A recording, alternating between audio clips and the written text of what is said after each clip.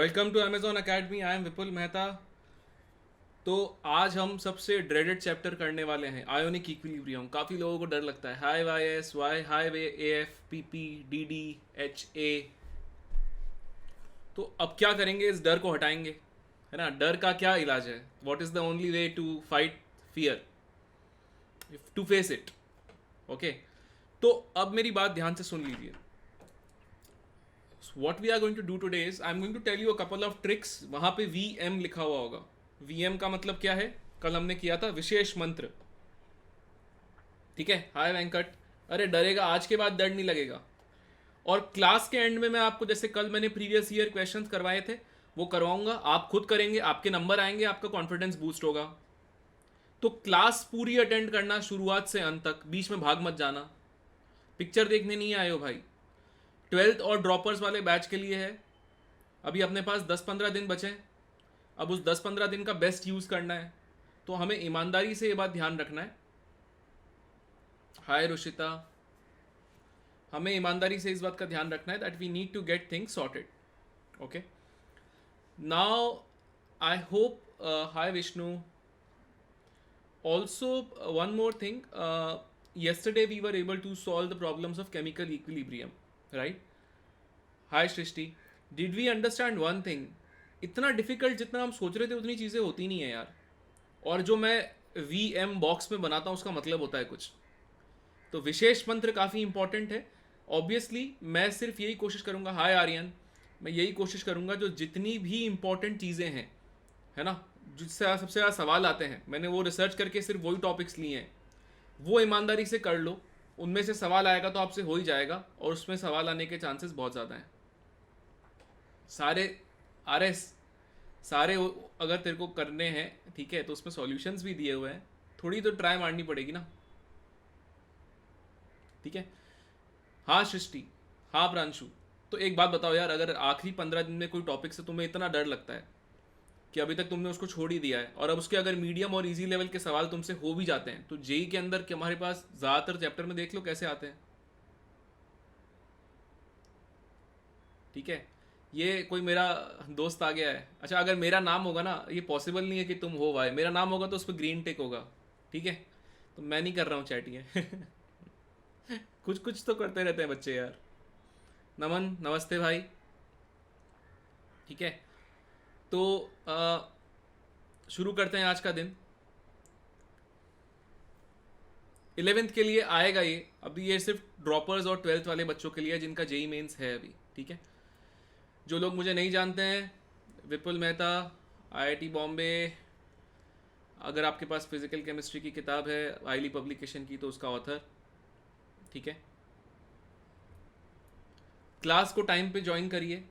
Class हमेशा पूरी देखिए। अगर क्लास मिस हो जाए तो watch the recorded lectures, revise the class before you come, never spam, be polite with your teachers, with your friends, with every one. Use your my doubt sections which is present near the chat option. Hi Snehanjali. Hi Harsh. Okay, and make sure that you don't disturb the class when you are asking those doubts. Okay, करें आप सवाल। ठीक है। अगर आप ये laptop पे देख रहे हैं तो आपके पास क्रोम या फायरफॉक्स पे लेक्चर चल जाएगा। मोबाइल पे देख रहे हैं तो एंड्रॉइड पे देख के कर लीजिए। ठीक है। ZSDPP लास्ट में करेंगे यार, समय मिलेगा तो। देखो अभी क्या है, मेरे पास बहुत प्रेसिंग इशूज़ हैं। DPP के तो फिर भी सॉल्यूशंस हैं हमारे पास, राइट। तो मैं लास्ट में बताऊंगा तुम्हें। तब तक के लिए पहले अपन आज की चीज़ें कर लेते हैं। आयोनिक एक बहुत ही डर लगता है बच्चों को यार। Necessary to know chemical equilibrium, थोड़ा बहुत तो पता होना ही चाहिए यार। आयोनिक में भी इक्विलिब्रियम लगा हुआ है ना यार। ठीक है। तो जेई मेंस वाले बच्चों के लिए जिनका 15 दिन बाद 18 दिन बाद एग्जाम है, उनके लिए है ये। शुरू करें। This topic is ionic equilibrium. Okay, ये हम कवर करने वाले हैं आज। Auto protolysis, common ion effect, pH calculation, pH for mixtures, salt hydrolysis, buffers, acid based titrations, indicator, solubility product. अब मुझे पता है कि आपको इससे डर लगता है ना। डरने की आवश्यकता नहीं है। ठीक है, शुरू करते हैं, टाइम वेस्ट नहीं करेंगे। Auto protolysis of water. तो आर्यनियस साहब के हिसाब से अच्छा एसिड क्या होता है? ट्रिक्स आएगी बेटा। यहाँ पे देख, नीचे वीएम लिखा हुआ ना, विशेष मंत्र, वहां पे ट्रिक्स आएगी। ठीक है। तो अगर मैं आपसे कहता हूं कि H2O को देखते हैं तो आर्रीनियस इक्वेशन के हिसाब से H2O H प्लस भी दे रहा है और OH माइनस भी दे रहा है। तो अकॉर्डिंग टू आर्रीनियस आपके पास ये एसिड भी है और ये बेस भी है। अगर मैं पानी का कॉन्सेंट्रेशन C बोलता हूँ, जीरो लेता हूँ, जीरो लेता हूँ, T इक्वल टू जीरो पे, तो T equal to T equilibrium पे ये क्या हो जाएगा C1 माइनस अल्फा, ये क्या हो जाएगा C अल्फा, ये क्या हो जाएगा C alpha. Now water is a strong electrolyte or a weak electrolyte? Water is a very weak electrolyte. अगर water weak electrolyte है तो अल्फा बहुत छोटा होगा 1 से, अगर अल्फा 1 से बहुत छोटा तो ये अप्रोक्सीमेटली C हो जाएगा। तो अगर मैं इस इक्वेशन का इक्विलिब्रियम कांस्टेंट या डिसोसिएशन कांस्टेंट लिखता हूँ KD, तो डिसोसिएशन कांस्टेंट क्या होगा आपके पास, वो होगा H plus into OH minus upon H2O का कॉन्सेंट्रेशन। अच्छा, H2O का कॉन्सेंट्रेशन क्या है, वो है C इंटू 1 माइनस अल्फा, जिसकी वैल्यू क्या है आपके पास C, यस और नो। अगर ये C है तो ये कांस्टेंट ही हो गया, यानी कि ये भी कांस्टेंट हो गया। हाय Ranveer, so can I say this KD into H2O is constant and this will be H plus into OH minus, yes or no? So can I say one more thing, now this whole thing I call it as KW, that is ionic product of water. Now this ionic product of water is nothing but H plus into OH minus. यहां तक clear है क्या? तो ये अपन को ध्यान रखना है। अगर मैं बोलता हूं कि 20, अगर मैं दोनों तरफ लॉग ले लूंगा तो क्या आ जाएगा, log of KW is equal to log of H plus plus log of OH minus, सबको माइनस से मल्टीप्लाई करूंगा तो क्या आएगा, minus log of KW is equal to minus log of H plus minus log of OH minus. So I can say PKW is equal to PH plus POH, yes or no? Now at 25 degree Celsius this is 14, because at 25 degree Celsius this is 10 to the power of minus 14। ये सबको clear है? यही करवाया है भाई, 1 minute भी late नहीं हो सकते हो, 1 मिनट में ये सब करवा देता हूं मैं। मेरे लिए हर समय की जो कीमत है ना बहुत ज़्यादा है यार, तो टाइम पे आया करो। तुम लोगों के लिए 1 मिनट की कीमत है ना, लेट मत हुआ करो। ये क्लियर है? अब मेरी बात ध्यान से सुनो, ट्रिक क्या है इसमें जो आपको नहीं बताते। पहली चीज़ जो आपको मैं एक ट्रिक बता रहा हूँ, ये यहाँ पे लिख रहा हूँ विशेष मंत्र। विशेष मंत्र, अगर मैंने आपसे पूछा डिसोसिएशन कांस्टेंट ऑफ वाटर बताओ 25 डिग्री सेल्सियस पे क्या होगा, ये जेई में सवाल आ चुका है, बताओ क्या होगा।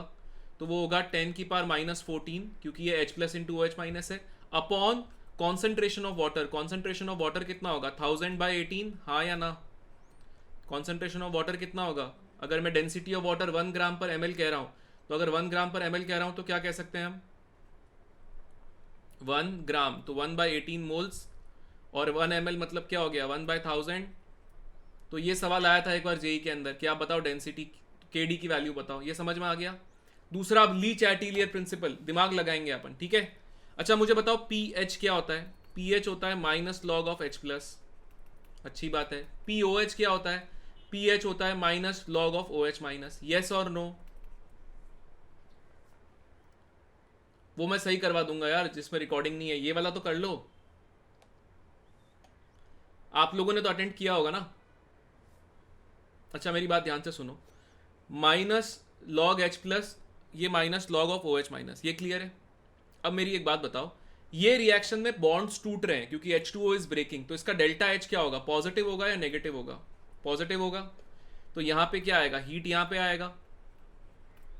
तो अगर लीच एटिलियर प्रिंसिपल के हिसाब से कहते हैं तो क्या होगा, अगर मैं टेम्परेचर बढ़ाऊंगा तो रिएक्शन कहां जाएगा, फॉरवर्ड डायरेक्शन, जहां पे हीट नहीं लिखा हुआ है। अगर फॉरवर्ड डायरेक्शन जाएगा तो H प्लस की वैल्यू बढ़ेगी और OH माइनस की वैल्यू भी बढ़ेगी, हाँ या ना। अगर H प्लस की वैल्यू और OH माइनस की वैल्यू बढ़ेगी तो pH क्या होता है, minus log of H plus, तो pH की वैल्यू कम होगी और POH की वैल्यू भी कम होगी, हाँ या ना। ये भी एक जेई में सवाल आया था, तो इसमें विशेष मंत्र क्या है, ये 2 विशेष मंत्र हैं जो सब लोग भूल जाते हैं। पहली बात, डिसोसिएशन कांस्टेंट ऑफ वाटर कैसे निकालते हैं, दूसरा टेम्परेचर बढ़ाने पे इस रिएक्शन में क्या होगा। क्लियर है सबको ये विपुल का मंत्र, विशेष मंत्र। आगे बढ़े, चलिए कॉमन आयन अफेक्ट, इसके मैं पहले एक ट्रिक बता देता हूं, ठीक है। Weak will not contribute to common ion. याद रहेगा ये।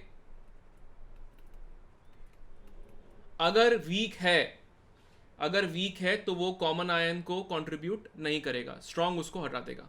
एग्जाम्पल के तौर पे सपोज मैं कहता हूं कि आपके पास एक स्ट्रॉन्ग इलेक्ट्रोलाइट है, स्ट्रॉन्ग इलेक्ट्रोलाइट है, इसका मतलब अल्फा 1 है उसका, तो ये हो गया आपके पास स्ट्रॉन्ग इलेक्ट्रोलाइट। अगर मैं कहता हूं उसका कॉन्सेंट्रेशन C1 है तो उसका इक्विलिब्रियम क्या आएगा, H plus plus A minus, इसको मैं क्या लिखूंगा, इसको मैं लिखूंगा C1 0 0 at T equal to 0। T equal to T equilibrium पे क्या होगा, ये T equal to T equilibrium पे क्या होगा, 0 C1 यस और नो। अरे इसके नोट्स मिल जाएंगे यार, प्लीज टाइम वेस्ट मत करो यार, प्लीज। मैं अच्छी स्पीड पे जा रहा हूं, उसको बना के रखो यार, प्लीज रिक्वेस्ट है मेरी। तुम्हारा ही एग्जाम है भाई 15 दिन बाद, मैं तो 1 घंटे तक पढ़ाता रहूंगा इसे। हाँ यार केपी देख ले, रिकॉर्डिंग नहीं करना है तो चलेगा, मुझे क्या फर्क पड़ने वाला है यार, तू खुद अपने लिए सोच। अगर मैं कहता हूं Hb आपके पास एक स्ट्रॉन्ग इलेक्ट्रोलाइट की जगह एक वीक इलेक्ट्रोलाइट है, अगर ये वीक इलेक्ट्रोलाइट है तो इसका अल्फा 1 से बहुत छोटा है, तो मान लो कॉन्सेंट्रेशन इसका C2 है, C2 0 0, तो T equal to T equilibrium पे क्या होगा, ये C2 1 minus alpha C2 alpha C2 alpha. अब मेरी बात ध्यान से सुनो, ये कॉमन आयन है। अगर एक strong electrolyte and weak electrolyte are put together and they share a common ion according to simultaneous equilibrium, this should be C1 plus C2 alpha and this should be C1, yes or no? So can I say that concentration of H plus will be C1 plus C2 alpha, हाँ और ना, सही है या गलत है? अब alpha 1 से बहुत छोटा है तो ये वैल्यू आप नेग्लेक्ट कर सकते हो, सो can I say it is nothing but C1 only.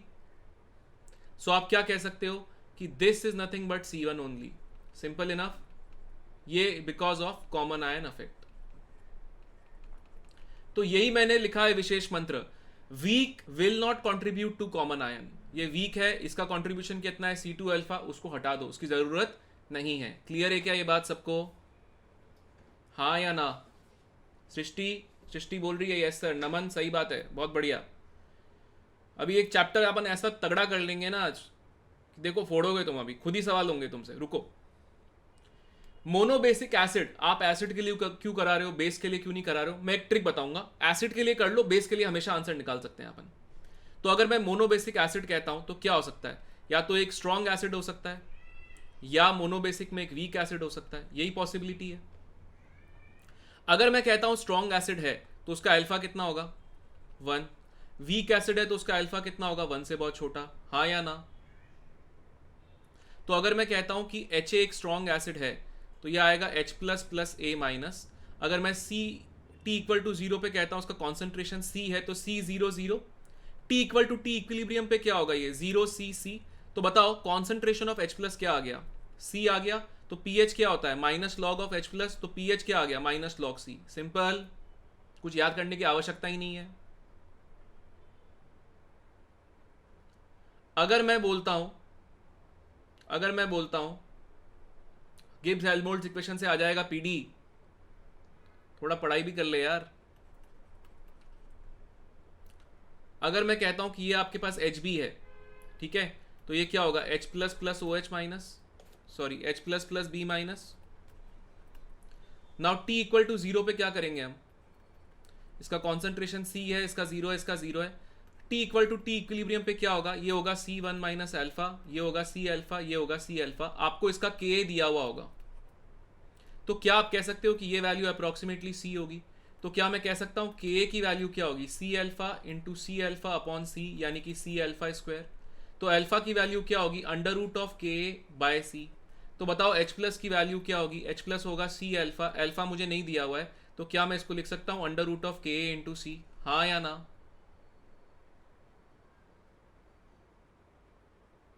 Yes or no?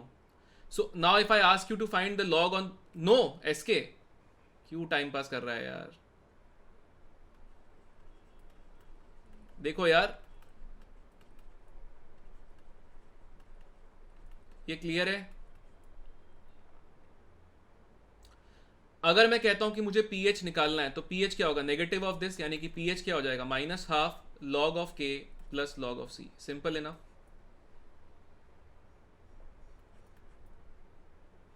Simple. अब अगर मुझे सपोज बेस के लिए आंसर निकालना है, ठीक है, तो मैं यहां पे एक ट्रिक बताता हूं, ध्यान से देखो. अगर मुझे एसिड का आंसर पता है और मुझे बेस का निकालना है तो कैसे निकालेंगे? Replace H plus by OH minus, replace PH by POH, replace Ka by Kb. चलो, अगर मैं कहता स्ट्रॉन्ग एसिड की जगह, अगर मैं कहता सपोज स्ट्रॉन्ग बेस का आंसर बताओ क्या होगा, तो स्ट्रॉन्ग बेस का आंसर क्या होगा, जल्दी से बताओ. H की जगह पे आ जाएगा POH और माइनस लॉग C. खत्म. अगर मैं कहता कि वीक बेस होता, उसका कॉन्सेंट्रेशन C और ये Kb दिया हुआ है, तो क्या आंसर आएगा बताओ. H की जगह PH, OH आ गया और यहां पे क्या आ गया, minus half log of Kb plus log of C. खत्म. तो इसीलिए मैं कह रहा हूं एसिड का आंसर निकालो, बेस का अपने आप निकल जाएगा. क्लियर है क्या सबको ये बात? यस और नो? तो PaOH आ गया तो pH क्या आएगा, 14 माइनस pH, वो भी कर लोगे. अगर मैं कहता डेंजर जोन, स्पेशल केस, अब मैं एक स्पेशल केस बता रहा हूं. सपोज मैंने आपसे कहा कि HCl आपको दिया हुआ है 10 की पावर माइनस 8 मोलर, तो क्या ये कॉन्सेंट्रेशन 10 की पावर माइनस 6 मोलर से कम है? हाँ. तो इस केस के अंदर क्या होगा, आपको कंट्रीब्यूशन फ्रॉम वाटर भी लेना पड़ेगा, क्योंकि अगर आप यहां से H प्लस निकालेंगे तो उसकी वैल्यू क्या आएगी, 10 की power minus 8 0 0. Now this is a strong electrolyte. तो अगर मैं सपोज वाटर नहीं लेता तो pH क्या आता, 8. क्या pH 8 हो सकता है क्या एसिड का? नहीं, it has to be less than 7. So what we will do is we will solve the quadratic. Yes, तो ये मान लो यहां से x है, यहां से x है. अब ये साइमल्टेनियस इक्विलिब्रियम हो जाएगा, तो ये प्लस x, ये 10 की power minus 8. So I can say H plus into OH minus is equal to 10 की power minus 14. So I can say x plus 10 to the power of minus 8 into x is equal to 10 की power minus 14. So I can say x square plus 10 to the power of minus 8x minus 10 to the power minus 14 is equal to 0. Or I can say x is equal to minus 10 to the power of minus 8 plus minus under root of 10 to the power of minus 16 plus 4 into 10 to the power of minus 14 by 2. So if you will solve, you will get x is equal to 9.5 into 10 to the power of minus 8. नहीं, water से 10 की power minus 6 assume, वो गलत तरीका है. Quadratic solve करने से exact answer आएगा. अब मेरी बात ध्यान से सुनो, बताओ H प्लस की वैल्यू क्या है. H प्लस की वैल्यू है 10 की पावर माइनस 8 प्लस 9.5 इंटू 10 की पावर माइनस 8, यानी कि 10.5 इंटू 10 की पावर माइनस 8. तो अगर मैं pH कहता हूं तो pH कितना आएगा, 8 माइनस लॉग ऑफ 10.5.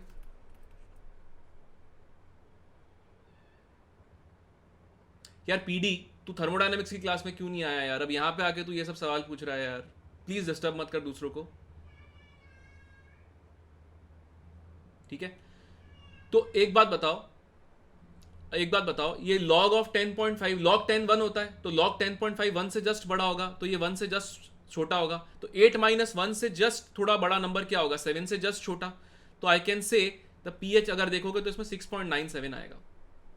अब ट्रिक सुनो मेरी, अगर कॉन्सेंट्रेशन 10 की पावर माइनस 6 से छोटा है तो मैं इसको बोलता हूं डेंजर जोन. बराबर भी ले लो. डेंजर जोन में क्या होता है, अगर एसिड है, ठीक है, तो क्या होगा, pH जस्ट लेस देन 7. अगर बेस है तो क्या होगा, pH जस्ट ग्रेटर देन 7. तो आपको सॉल्व करने की जरूरत नहीं है. अरे नहीं, सॉल्व नहीं करना है बाबा, एजी सॉल्व नहीं करना है. ये लॉग 10.5 की वैल्यू निकाल ले, 1 से बड़ी होगी, बस मैं ये बोल रहा हूं. तो 7 से थोड़ा छोटा होगा. तो मैं ऑप्शन दे रहा हूं. सपोज मैंने एक क्वेश्चन दिया, ठीक है, सपोज मैंने क्वेश्चन दिया, मैंने कहा pH of 10 to the power of minus 8 molar HCl. Option A 8, option B 6, option C 7, option D 6.97. तो मैं देख को ही बोल सकता हूं क्या आंसर होगा, बताओ. 8 तो हो ही नहीं सकता, 7 से कम होना चाहिए. 6 होगा क्या, नहीं. क्यों? क्योंकि डेंजर जोन है. डेंजर जोन है, बिल्कुल है, डेंजर जोन है, 7 से जस्ट कम. खतक, आंसर आ गया. सॉल्व ही नहीं करना है. आया समझ में? सॉल्व तो तुमको अभी एक बार मैंने करके बता दिया। अब ये सवाल जेई में आया था तो आपको सॉल्व नहीं करना था, खटैक से आंसर लिखना था सिर्फ। तो ट्रिक समझ में आ गई है। डेंजर जोन अगर है और एसिड है तो पीएच जस्ट 7 से छोटा, डेंजर जोन है और अगर बेस है तो पीएच जस्ट 7 से बड़ा। मैंने उसको सॉल्व भी कर दिया है, वो अलग बात है, तो भी वही आएगा अप्रोक्सीमेटली जस्ट 7 से छोटा। ठीक है, क्लोज होंगे यार, इतना जीवन खराब थोड़ी होगा यार। रहने मैथ्स थोड़ी टेस्ट करनी है, केमिस्ट्री टेस्ट करवाएंगे ना तेरे से। मयंक लेट नहीं हो सकते जीवन में, ठीक है, ट्रेन छूट जाती है। आगे बढ़े। अगर मैंने आपको मिक्सचर दे दिया, ठीक है, तो मैंने सपोज मिक्सचर दिया एक 2 स्ट्रॉन्ग एसिड का। चलो पहला एसिड, अब ये केमिकल इक्विलिब्रियम का सवाल है यार। ये HA1 ले लो, ये एक स्ट्रॉन्ग एसिड है। मान लो इसका कॉन्सेंट्रेशन C1 है और इसका C2 है। चलो करें, फटाक से करेंगे अब इसको। H plus plus A1 minus, ये मान लो HA2, ये देता है आपको H plus plus A2 minus. ठीक है, T इक्वल टू 0 पे क्या लिखे अपन? C1 0 0। T इक्वल टू 0 पे यहां पे क्या लिखे? C2 0 0। तो क्या, हाँ भाई हमेशा T equal to T equilibrium पे क्या होगा? ये स्ट्रॉन्ग इलेक्ट्रोलाइट है। आहा आहा आहा, कुछ भी फॉर्मूला कहीं पे भी, फॉर्मूला ही तो याद नहीं करना है ना मेरे भाई, फॉर्मूला ही तो याद नहीं करना है। स्ट्रॉन्ग इलेक्ट्रोलाइट है ना, तो इसका भी अल्फा 1 है और इसका भी अल्फा 1 है, दोनों स्ट्रॉन्ग इलेक्ट्रोलाइट है। तो ये क्या होगा? 0 C2 C2। अब कॉमन आयन है ये H प्लस, साइमल्टेनियस इक्विलिब्रियम क्या होता है? बराबर कर देते हैं, कल बताया था मैंने ये। तो बताओ H प्लस का कॉन्सेंट्रेशन क्या हो जाएगा? C1 plus C2। तो बताओ पीएच क्या हो जाएगा? Minus log C1 plus C2। खटैक खटैक आ गया ना? फॉर्मूला याद करने की आवश्यकता है क्या इसमें? नहीं ना। चलो अगर स्ट्रॉन्ग एसिड स्ट्रॉन्ग बेस का ये, स्ट्रॉन्ग एसिड 1 स्ट्रॉन्ग एसिड 2 का ये है, हाँ हो गया। और क्या मतलब, क्या शहनाई थोड़ी बजेगी कोई। इसका कॉन्सेंट्रेशन C1 है, इसका C2 है। बताओ इसमें क्या करेंगे? इसका क्या करेंगे बताओ? पीएच की जगह POH आ जाएगा, minus log C1 plus C2। खटैक, you will get recorded like this बाबा। आगे बढ़े, आगे बढ़े। एक स्ट्रॉन्ग एसिड एक वीक एसिड है। ओ हो, विपुल का मंत्र, विशेष मंत्र क्या कहता है? भूलिए मत, कॉमन आयन अफेक्ट। ये ट्रिक ध्यान रखना। क्या करोगे? कॉमन आयन अफेक्ट, इसका मतलब वीक वाले को भूल जाओ। तो सपोज मैं आपको एक सवाल देता हूं कि एक स्ट्रॉन्ग एसिड है, उसका कॉन्सेंट्रेशन C1 है, इसका कॉन्सेंट्रेशन C2 है और इसका Ka दिया हुआ है। ठीक है, चलो फटाक से बताओ क्या करेंगे? ये आ गया HA H plus plus A minus, ये कहता हूं मैं C1 0 0, ये हो जाएगा, इसका अल्फा 1 है क्योंकि ये स्ट्रॉन्ग है, ये क्या हो जाएगा? 0 C1 C1। खटैक। अगर मैं कहता HB हमारे पास है तो वो क्या होगा? H plus plus B minus C2 0 0, C2 1 minus alpha, C2 alpha, C2 alpha. क्या कह सकते हैं? ये एक स्ट्रॉन्ग इलेक्ट्रोलाइट है, ये एक वीक इलेक्ट्रोलाइट है, अल्फा 1 से बहुत छोटा है। एक स्ट्रॉन्ग और एक वीक में अगर आप शेयर करवाते हो तो क्या कर सकते हो कि जो कॉमन आयन है वो आप यही मान सकते हो कि वो सिर्फ और सिर्फ स्ट्रॉन्ग से ही आया है। खत्म। बताओ पीएच क्या आएगा? खटैक, खटैक हो गया भाई। देखो एक सवाल दूं इसके ऊपर, जेई में सवाल क्या आया था? 0.1 मोलर HCl को मैंने मिला दिया 0.1 मोलर CH3COH के साथ, ठीक है, और इसका मैंने आपको K दे दिया 10 की पावर -5। आपको मैंने कह दिया volume is equal to 1 litre. बताओ पीएच कितना होगा? तो खटैक से क्या लिखोगे? अरे ये तो स्ट्रॉन्ग एसिड है, लिख दिया। अरे ये तो वीक एसिड है, लिख दिया। तो आपने कहा अरे भाई सुनो, मैंने कहा क्या हो गया? बोलता है स्ट्रॉन्ग एसिड वीक एसिड है, विपुल का मंत्र क्या कहता है कि कॉमन आयन अफेक्ट लगेगा, इसको भूल जाओ। तो ये अफेक्टिवली क्या सवाल हो गया? 0.1 मोलर HCl, पीएच क्या आ गया? Minus log 0.1। खत्म। आ गया ना 1 सेकंड में, है ना भाई सागर भाई? 1 सेकंड में आ गया ना? अरे वॉल्यूम भी 1 लीटर ही है भाई। यहां तक क्लियर है क्या? तो अब ये सवाल जेई एडवांस में था, मेंस में नहीं था जो मैंने किया है। वो लेस देन 1/10 होगा ही होगा यार। ठीक है, होगा ही होगा। आगे बढ़े, आगे मैं लास्ट में प्रीवियस ईयर क्वेश्चंस कराऊंगा, भागना मत, आज पूरे अंत तक करके जाना पूरा, ठीक है। चलो, स्ट्रॉन्ग एसिड स्ट्रॉन्ग बेस, अरे यार ये तो आप मेरे से पूछो ही मत। चलो मैं एग्जांपल से बता देता हूँ, ये HCl ले लिया, ये NaOH को ले लिया, अच्छी बात है।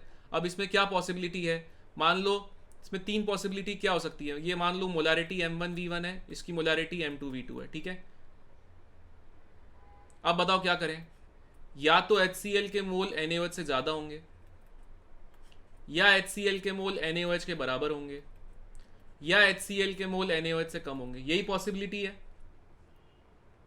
इस केस में अगर मैं इक्वेशन लिखता हूं HCl plus NaOH gives NaCl plus water, तो ये आपके पास अभी अपन देखेंगे कि ये स्ट्रॉन्ग एसिड स्ट्रॉन्ग बेस का सॉल्ट है, तो ये न्यूट्रल होता है, तो इसका pH तो 7 होता है, पानी का भी pH 7 होता है।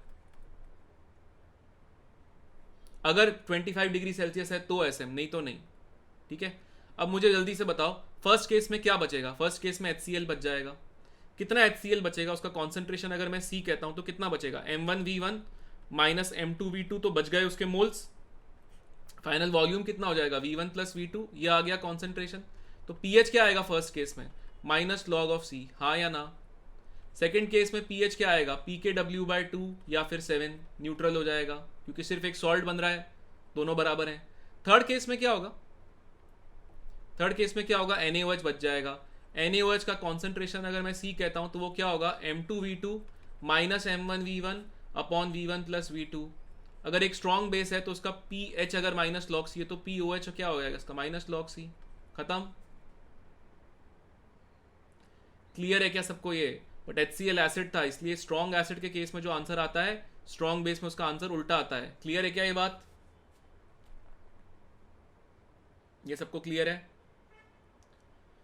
अगर मैं इसकी जगह कहता कि हमारे पास 2 वीक एसिड हैं तो क्या होता, अगर मैं कहता कि मेरे पास एक वीक एसिड 1 है और एक वीक एसिड 2 है तो क्या होता, तो इसको वैसे अपन कॉमन आयन से डिराइव कर सकते हैं, मैं डायरेक्टली लिख देता हूं, अगर इसका कॉन्सेंट्रेशन C1 है और ये Ka1 दिया हुआ है, इसका C2 है और ये Ka2 दिया हुआ है, तो यहाँ पे H प्लस की वैल्यू आती है आपके पास under root of K1C1 plus K2C2। इसको डिराइव करने का समय नहीं होगा आपके पास।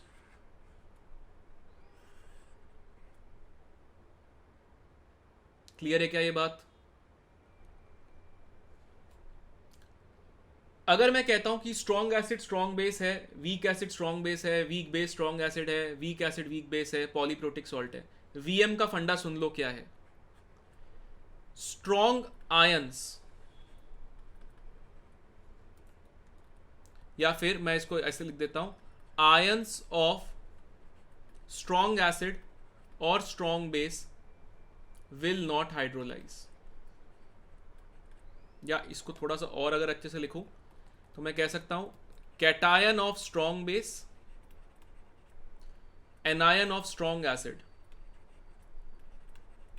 विल नॉट हाइड्रोलाइज, कैंसिल हो जाता है वो।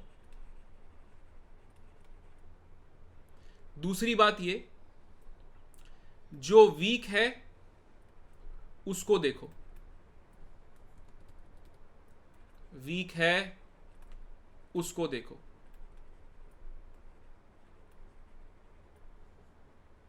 ठीक है, वीक है उसको देखो।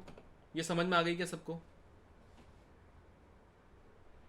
अच्छा, अब मैं एक ट्रिक बता रहा हूं आपको, अगर ये सवाल आ जाए तो आपको सिर्फ क्या करना है, इस पेपर को, इसको ध्यान रखना है और कुछ भी नहीं। यहां पे मैं लिख रहा हूं सॉल्ट, यहां पे मैं लिख रहा हूं उसका KH हाइड्रोलिसिस कांस्टेंट, यहां पे मैं लिख रहा हूं उसका pH, ठीक है। अगर salt strong acid strong base का है, salt strong acid weak base का है, salt week acid strong base का है, salt weak acid weak base का है, फिर मैं एग्जांपल दे रहा हूं, सपोज आपको दिया हुआ है Na3PO4, उसका कॉन्सेंट्रेशन C दिया हुआ है, आपको दिया हुआ है Na2HPO4, और मान लो आपको दिया हुआ है NaH2PO4, सपोज ये सब सवाल दिए हुए हैं, ठीक है। चार्ज बैलेंस मेथड अभी क्यों टाइम वेस्ट कर रहा है यार, जरूरत ही नहीं है तुझे, उसके बिना ही इधर से इक्विलिब्रियम से हो जाएगा। चार्ज बैलेंस लंबा तरीका होता है, छोटा नहीं होता है, ठीक है। तू माइक्रो कोर्स में मैं बता दूंगा तुझे, अभी टाइम मत वेस्ट कर। सबसे पहले मुझे बताओ इस टेबल में सारे वीक कौन कौन से हैं। तो पहले इन चार को देखो, पहले इन चार को देखो, ये सबसे इंपॉर्टेंट है। बताओ इसमें वीक कौन कौन सा है। इसमें ये वीक है, ये वीक है, इसमें ये वीक है, इसमें ये वीक है, इसमें कोई भी वीक नहीं है। हाँ या ना? क्लियर है? इसमें कोई भी वीक नहीं है, KH हटा दो। इसका पीएच क्या होगा, pKw/2 यानी कि 7, यानी कि न्यूट्रल सॉल्यूशन, खत्म। इसमें कौन वीक है, बेस, तो यहां पे आ जाएगा KW/Kb। इसमें कौन वीक है, एसिड, तो आएगा KW/Ka। इसमें कौन वीक है, दोनों, तो आएगा KW/Ka × Kb। आया क्या समझ में? हाँ या ना? सिर्फ वीक को देखो, ये देखो विपुल का मंत्र, वीक है उसको देखो। क्लियर है? चलो अब मुझे यहां पे बताओ कि अगर मैं कह रहा हूं कि इसमें स्ट्रॉन्ग कौन है, एसिड है। अगर एसिड स्ट्रॉन्ग है तो पीएच 7 से छोटा होना चाहिए। तो यहां पे जो भी पीएच आए वो मुझे पता है कि 7 से छोटा आना चाहिए। यहां पे स्ट्रॉन्ग कौन है, बेस, तो यहां पे पीएच जो भी आए वो 7 से बड़ा आना चाहिए। हाँ या ना? चलो अब क्या करें, अब सिंपल है, 7 से छोटा आना चाहिए तो हाफ, यहाँ क्या लिखा हुआ है, pKw, यहाँ क्या लिखा हुआ है, Kb। pKw कितना होता है, 14/2 हो गया 7, 7 से छोटा होना चाहिए। छोटा होना चाहिए तो क्या आएगा, -pKb - log C। क्लियर है? pKw, अरे यार -log Kw, लो भाई लो, ठीक है। चलो यहां बताओ, यहाँ पे स्ट्रॉन्ग बेस है, पीएच 7 से बड़ा आना चाहिए। यहाँ पे क्या लिखा हुआ है, KW और KW, तो मैंने लिख दिया हाफ pKw, लिख दिया। अब बताओ प्लस होगा या माइनस होगा। pKw होता है 14, 14/2 हो गया 7, तो 7 प्लस होना चाहिए क्योंकि 7 से ज्यादा आना चाहिए पीएच, क्योंकि ये भी स्ट्रॉन्ग वाला कंपोनेंट इसका बेस है। तो क्या आएगा, प्लस pKa + log C, दोनों प्लस। आया समझ में? ये फॉर्मूले इस तरीके से याद हो जाएंगे सारे। अच्छा यहाँ पे दोनों वीक है, हमेशा सिर्फ वीक वाला ही हाइड्रोलाइज होता है। देखो स्ट्रॉन्ग वाला तो हाइड्रोलाइज होता ही नहीं है, स्ट्रॉन्ग वाला हाइड्रोलाइज होता ही नहीं है। अगर वीक एसिड वाला कंपोनेंट हाइड्रोलाइज होता है तो ये आता है, बेस वाला होता है तो ये आता है। तो अगर दोनों होंगे तो क्या आएगा, दोनों को ऐड कर दो और उसका एवरेज ले लो, तो क्या आएगा बताओ। दोनों को ऐड करो, हाफ पहले वाले की तरफ से pKw - pKb + log C, दूसरे वाले की तरफ से +pKa + log C, खटैक। C is the concentration of salt. तो क्या मैं कह सकता हूं कि ये independent of concentration of salt है? क्या मैं कह सकता हूं कि ये independent of concentration of salt है? हाँ या ना? स्ट्रॉन्ग हाइड्रोलिसिस क्यों नहीं होता है? अरे यार ले चल, देख ही ले अभी तू। सपोज तूने ये ले लिया, ठीक है, CH3COONA। हाइड्रोलिसिस क्या होता है, this plus water gives acid plus base, यही होगा। तो अगर मैं तेरे से कहता हूं कि इसका अल्फा 1 है क्योंकि ये सॉल्यूबल सॉल्ट है, इनऑर्गेनिक में पढ़ चुके हैं, सारे सॉल्यूबल सॉल्ट होते हैं सोडियम के, इसका भी अल्फा 1 है। जिनका अल्फा 1 है उनको ब्रेक कर पूरा, इसका अल्फा 1 है तो ये पूरा टूटेगा। चल भाई आजा, इसका अल्फा 1 है, तोड़ो इसको पूरा, तोड़ दिया, ये कैंसिल, ये कैंसिल, बेहतरीन। सोडियम बचा क्या? नहीं ना। तो कैटायन ऑफ स्ट्रॉन्ग बेस यानी कि sodium, anion of strong acid यानी कि Cl- हाइड्रोलाइज नहीं होते हैं। तो अफेक्टिवली क्या बचा, सिर्फ वीक वाला कंपोनेंट, वही हाइड्रोलाइज होता है। आया सबको समझ में? हाँ भाई। अब इंपॉर्टेंट चीज, पहले मुझे बताओ कि इनमें हाइड्रोलाइज कौन हो रहा है। क्या सोडियम प्लस हाइड्रोलाइज होगा? क्या सोडियम प्लस हाइड्रोलाइज होगा इसमें? नहीं। इसमें कौन हाइड्रोलाइज होगा, PO4 3-। क्या इसमें हाइड्रोलाइज होगा सोडियम प्लस? नहीं। इसमें कौन हाइड्रोलाइज होगा, HPO4 2-। क्या इसमें Na हाइड्रोलाइज होगा? नहीं। इसमें कौन होगा, H2PO4-।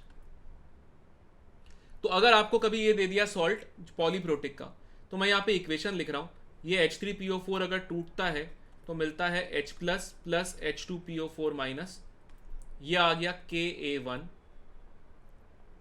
H2PO4- अगर टूटता है तो आता है H plus plus H2PO4 minus, ये आ गया Ka2, और H2PO4 माइनस, सॉरी मैंने यहाँ पे इसको हटा के HPO4 माइनस कर देते हैं इसको,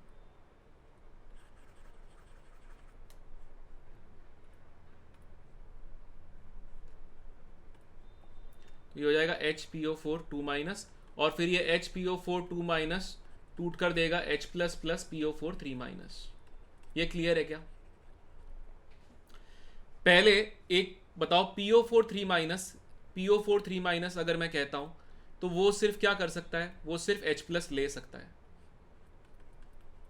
हाँ या ना? लेकिन अगर मैं बात करता हूं HPO4 माइनस की, तो वो H प्लस ले भी सकता है और H प्लस दे भी सकता है। अगर लेगा तो ये बनाएगा, और अगर देगा तो ये बनाएगा। तो जो चीज एसिड की तरह भी काम कर सकती है, H प्लस दे रहा है तो एसिड है, H प्लस ले रहा है तो बेस हो गया। तो क्या ये एम्फोटेरिक या एम्फीप्रोटिक हो गया क्या, हाँ या ना?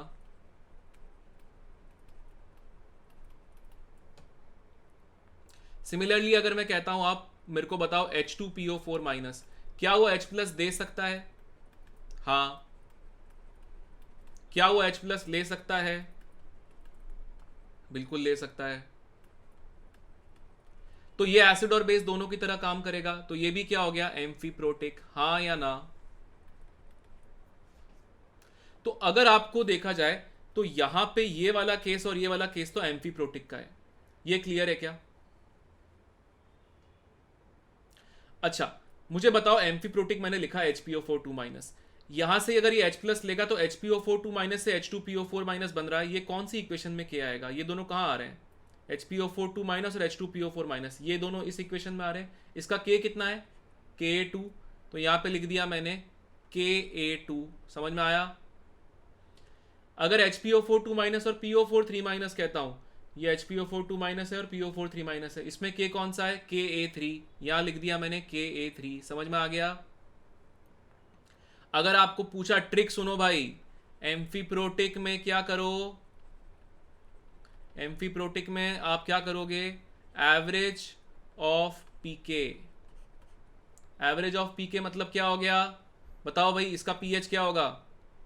इसका पीएच क्या होगा? जल्दी से बताओ। हाफ कौन से के है? K2 K3, खटैक से लिख दो, हाफ PK2 प्लस PK3, खत्म। आया समझ में? बाकी सब कुछ डिराइव करना ही नहीं है आपको, ऐसे ही आ जाएगा। चलो इसका बताओ, H2PO4 माइनस का। H2PO4 माइनस और HPO4 माइनस कहां पर है? ये है H2PO4 माइनस और HPO4 माइनस, तो यहां पर है। इसका K कितना है? Ka2, तो यहां लिख दिया Ka2। H2PO4 minus H3PO4 minus, H3PO4 कहां पे है? वो है यहां पे। इसका K कितना है? K1, यहां लिख दिया K1। क्या ये एम्फीप्रोटिक है? हाँ है। कौन कौन से K इन्वॉल्व है? K1 K2, खटाक से लिख दिया PK1 प्लस PK2, खत्म। और इसके अंदर क्या है? एनायन हाइड्रोलाइज हो रहा है। एनायन कहां पे हाइड्रोलाइज होता है? जब ये वीक एसिड वाला केस है, ये वाला केस है। बस यहां पे Ka है, यहां पर Ka3 आ जाएगा। क्या आएगा? हाफ PKW प्लस PKA3, तीसरा वाला, प्लस लॉक्सी, खत्म। Always valid, always valid, always valid. ये है ना, कॉन्सेंट्रेशन पे डिपेंड फर्स्ट वाला केस करेगा भाई, बाकी दोनों नहीं करेंगे। ठीक है भाई? ये जी पूछ रहे हो, बता रहे हो। देखो जेई का सवाल दूं एक, अभी देखो ऑब्जेक्टिव तरीके से करोगे, जेई एडवांस का सवाल है ये। स्विटर आयन क्या होता है? वही तो होता है, एसिड बेस दोनों की तरह काम कर सकता है। दूसरे और तीसरे क्या? अरे यार फर्क नहीं पड़ेगा, वही तो कह रहा हूं यार। देखो भाई सुनो, इस पॉइंट ऑफ टाइम पे जो मैं कह रहा हूं ना, मैं ये अज्यूम करके कह रहा हूं कि समय कम है। ठीक है? एक क्वेश्चन करके बताओ खटाक से। ये क्वेश्चन है, आपको दिया हुआ है NaHCO3 0.1 मोलर। ठीक है? तो ये सॉल्ट है। आपको दिया हुआ है K1 of H2CO3 is equal to X, या आप ले लो PK1 दिया हुआ है इसका X और PK2 दिया हुआ है इसका Y। बताओ क्या करें? इसका pH कितना होगा? जल्दी से बताओ। तो खटैक से क्या लिखोगे? अरे सोडियम तो हाइड्रोलाइज होगा ही नहीं। हाइड्रोलाइज कौन होगा? HCO3 minus. जैसे ही HCO3 माइनस कहोगे ये H प्लस दे भी सकता है, हाँ दे सकता है, ये H प्लस ले भी सकता है, हाँ ले सकता है, तो ये एम्फीप्रोटिक है। तो इसका आंसर क्या आएगा? PH is equal to half x plus y. खटैक हो गया? हो गया कि नहीं हो गया? यार ये जेई एडवांस का सवाल है भाई, तो कुछ कुछ चीजें ध्यान रखो भाई। देखो आपको क्या करना है, इस टेबल को ध्यान रखना है बस, इतना करोगे हाइड्रोलिसिस में सब हो जाएगा आपसे, ठीक है? अरे मेंस के लिए बता रहा हूं भाई, बट एडवांस का सवाल भी तेरे से हो गया तो दिक्कत थोड़ी है भाई, HG है कि नहीं? ओ हो बफर यार बफर का फंडा बताऊं, ये बहुत लोगों को बहुत डर लगता है, इससे एक ट्रिक बताता हूं मैं, ठीक है? बफर के अंदर क्या लोग समझते हैं कि वो डफर है, बट ऐसा नहीं है, ठीक है? ट्रिक क्या है, हमेशा आपको ध्यान रखना है कि ये कॉम्बिनेशन बन रहा है क्या, वीक एसिड और उसका सॉल्ट, या फिर वीक बेस और उसका सॉल्ट। ये इसका विशेष मंत्र है। ये बन रहा है तो आप बफर बन गया है आपके पास, ये अगर हो गया है तो बेसिक बफर है, ये अगर बन गया है तो एसिडिक बफर है। अब सॉल्ट कब बफर बनता, दिमाग ही हिल जाता है, तो तूने गलत तरीके से याद किया है ना। अभी देखो मैं प्रूव करता हूं, देख तरीका समझ। सपोज मैंने तुझे कहा कि मिक्सचर है एक स्ट्रॉन्ग एसिड और एक वीक बेस का, तो इसका मोलैरिटी M1 है, वॉल्यूम V1 है, इसका M2 है, इसका वॉल्यूम V2 है, ठीक है? तीन केसेस क्या हो सकते हैं जब ये मिलेंगे, तो या तो स्ट्रॉन्ग एसिड के मोल वीक बेस से ज़्यादा होंगे, या दोनों के मोल बराबर होंगे, या वीक वाले के मोल ज़्यादा होंगे। यही तीन केसेस हो सकते हैं, हाँ या ना? इस केस में क्या बनेगा, सॉल्ट प्लस स्ट्रॉन्ग एसिड। कभी भी कोई स्ट्रॉन्ग एसिड और उसके बाद कोई भी सॉल्ट हो, it is as good as strong acid. इसका कॉन्सेंट्रेशन कितना आएगा C, जल्दी से बता, कॉन्सेंट्रेशन C कितना आएगा इसका? M1V1 माइनस M2V2, तो उसके मोल बच गए, अपॉन V1 प्लस V2। एक स्ट्रॉन्ग एसिड है, उसका कॉन्सेंट्रेशन C है, बताओ पीएच क्या होगा इस केस में? Minus log C। खटैक, हाँ या ना? अगर मैं कहता दोनों बराबर होंगे तो सिर्फ एक सॉल्ट बचेगा। इस सॉल्ट का कॉन्सेंट्रेशन C क्या होगा? इसका कॉन्सेंट्रेशन आप लिख सकते हो M1V1 bye V1 plus V2, या फिर आप लिख सकते हो M2V2 bye V1 plus V2, दोनों बराबर ही हैं। एक आपके पास स्ट्रॉन्ग एसिड वीक बेस का सॉल्ट है, हाइड्रोलिसिस हो गया, जल्दी से बताओ strong acid weak base, half PKW minus PKB minus log C। खटैक से चिपका दो यहाँ पे, pH is half PKW minus PKB minus log C, ये भी हो गया। तीसरे केस में क्या होगा, आपके पास बनेगा एक सॉल्ट जिसके मोल्स कितने बचेंगे आपके पास, M2V2 सॉरी M1V1, और आपके पास यहां पे क्या बच जाएगा, एक वीक बेस। वीक बेस के मोल्स कितने बचेंगे, M2V2 माइनस M1V1। एक वीक बेस और इसका सॉल्ट अगर बन गया तो ये होता है आपके पास बेसिक बफर। आया क्या समझ में? तो आपको मैं मिक्सचर दूंगा, मिक्सचर से आपको आइडेंटिफाई कर रहा है कि भाई ये बन रहा है क्या। बेसिक बफर अगर आ गया तो क्या आएगा, POH is equal to PKB of weak base plus log of moles of SaSWB, यानी कि log of M1V1 upon M2V2 minus M1V1। वापिस से कर देता हूँ, रुक जा। सपोज मैंने कहा कि आपको दिया हुआ है एक वीक एसिड, ये M1V1 दिया हुआ है, और एक दिया हुआ है स्ट्रॉन्ग बेस, इसका दिया हुआ है M2V2। चलो बताओ तीन केस क्या हो सकते हैं, या तो स्ट्रॉन्ग वाले के मोल्स वीक से ज़्यादा होंगे, या दोनों के मोल्स बराबर होंगे, या क्या होगा, स्ट्रॉन्ग वाले के मोल्स वीक वाले से कम होंगे। यही पॉसिबल है। अरे एसके इक्वेशन लिखना मेरे भाई, ये ले चल, थर्ड वाला केस बता रहा हूं तेरे को, प्लस वाटर आएगा। अब थर्ड वाले केस में इसके मोल कितने, M2V2, ये कितना है M1V1, तो ये लिमिटिंग रिएजेंट है, तो ये 0 हो जाएगा, ये M2V2 माइनस M1V1 आएगा, ये M1V1 नहीं आएगा क्या? मोल कॉन्सेप्ट भूल गए? चलो अब यहाँ पे बताओ क्या होगा। फर्स्ट वाले केस में क्या बनेगा, स्ट्रॉन्ग बेस वीक एसिड का सॉल्ट प्लस स्ट्रॉन्ग बेस, इसका कॉन्सेंट्रेशन C मान लो, तो it is as good as strong base. Concentration C कितना आएगा उसका, M2V2 minus M1V1 upon V1 plus V2, हाँ या ना। तो PH की जगह आएगा यहाँ पे POH is equal to minus log C, खत्म।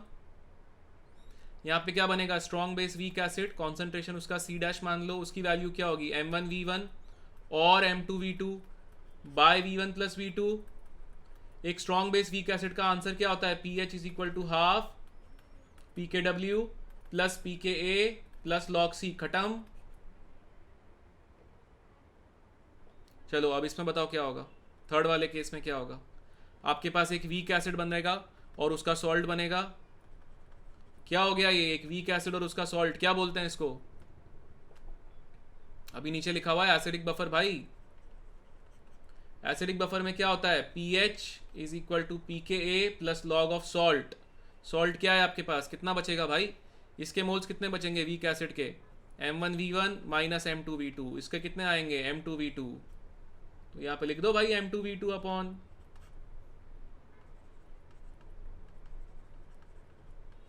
बढ़िया, घुस गया भेजे में,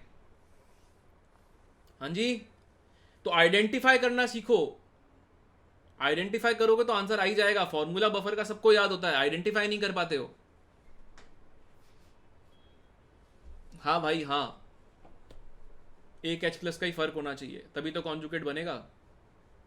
हेंडरसन इक्वेशन क्या होती है, PH is equal to PKA plus log of salt by acid.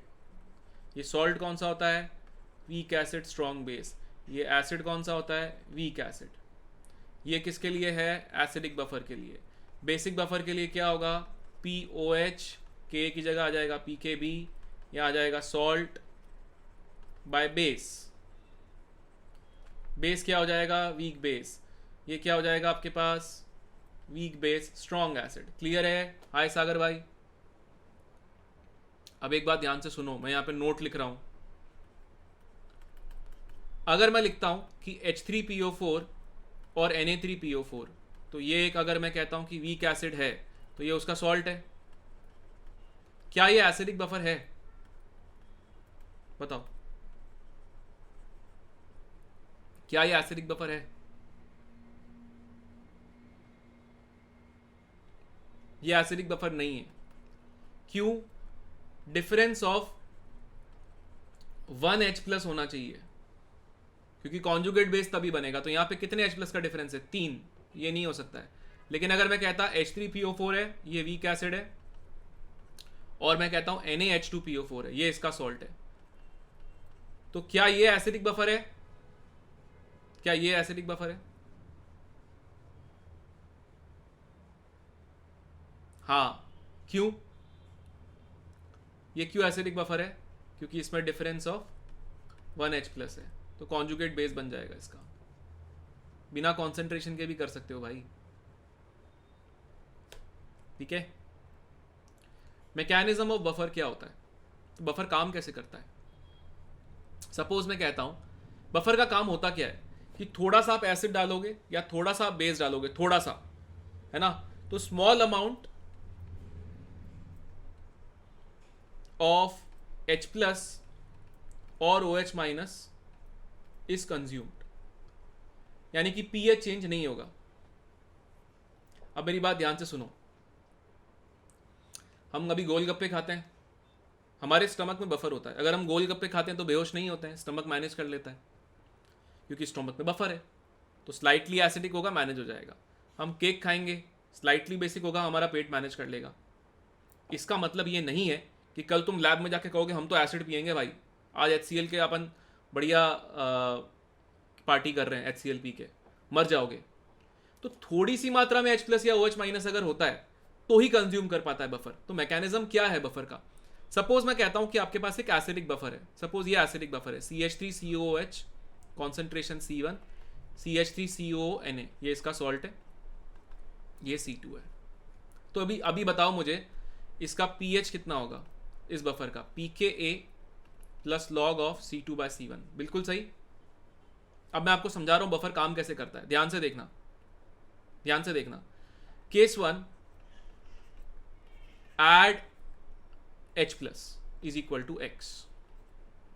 अगर H प्लस डालोगे तो क्या होगा, ये H प्लस किससे रिएक्ट करेगा, ये H प्लस रिएक्ट करेगा CH3CO माइनस Na प्लस से,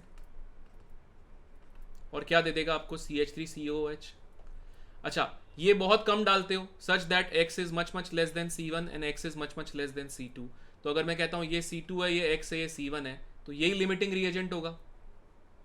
अगर ये लिमिटिंग रिएजेंट है तो ये हो जाएगा C2 माइनस एक्स, ये हो जाएगा C1 प्लस एक्स। अब मेरी बात ध्यान से सुनो, अभी टाइम पास नहीं यार। अगर मैं H प्लस डाल रहा हूं तो क्या होगा, pH कम होगा। बन तो अभी भी बफर ही रहा है, देखो फाइनली बफर बन गया क्योंकि ये दो बचे हैं। अच्छा, pKa तो कांस्टेंट है, तो कुछ चमत्कार होना चाहिए जिससे कि ये वाली टर्म अपने आप कम हो जाए, है ना, क्योंकि ये pH कम हो रहा है, देखो अपने आप कम हो जाएगी। सॉल्ट क्या हो गया, C2 माइनस एक्स हो गया कम, ये हो गया C1 प्लस एक्स हो गया ज़्यादा। तो क्या ये ओवरऑल टर्म अपने आप मैनेज हो गई क्या, हाँ या ना। तो बफर क्या करता है भाई, अपने आप गणित लगा लेता है अपनी, तुम्हें दिमाग लगाने की आवश्यकता नहीं है। ये होता है मैकेनिज्म ऑफ बफर। सपोज मैं आपसे कहता केस 2, आप करो ऐड OH माइनस, चलो OH माइनस बेस है तो क्या होगा CH3COH प्लस OH माइनस, मान लो आपने ये X ऐड कर दिया, ये आपको क्या दे देगा CH3CO माइनस। ये C1 है, ये X है, ये C2 है, ये क्या हो जाएगा C1 minus x 0 C2 plus x, क्योंकि X C1 से बहुत छोटा होगा, थोड़ी मात्रा में ही ले सकते हो, और ये भी थोड़ा मात्रा में ही होना चाहिए। तो अगर मैं आपसे कहता हूं कि इस केस में अगर आप सपोज OH माइनस डाल रहे हो तो क्या होगा, POH बढ़ जाएगा। आशीर्वाद है भाई, आशीर्वाद है। POH बढ़ गया या POH कम हो गया क्योंकि आप OH माइनस बढ़ा रहे हो, तो अपने आप क्या होना चाहिए, PKB तो एसिड है ना, सॉरी, POH कम हो गया तो pH बढ़ गया, तो वो क्या होगा pKa, ये कांस्टेंट है। अब कुछ चमत्कार होना चाहिए कि अपने आप बढ़ जाए, चेक करो ये अपने आप बढ़ेगा कैसे, ये हो जाएगा C2 प्लस एक्स, ये हो जाएगा C1 माइनस एक्स, ये वैल्यू बढ़ गई, ये वैल्यू घट गई, अपने आप ये ओवरऑल वैल्यू बढ़ गई क्या, जल्दी से बताओ, हाँ या ना। जैसे मैंने ऊपर बताया था उसी का ही केस है। तो इस तरीके से बफर काम करता है, थोड़ी सी मात्रा में H प्लस या OH माइनस डालोगे, it will resist the change in pH, resist change in pH। Clear है। बफर कैपेसिटी क्या होती है, बफर कैपेसिटी होती है number of moles of strong acid और strong base added upon change in pH of buffer. Suppose मैं आपसे कहता हूं कि फाइंड बफर कैपेसिटी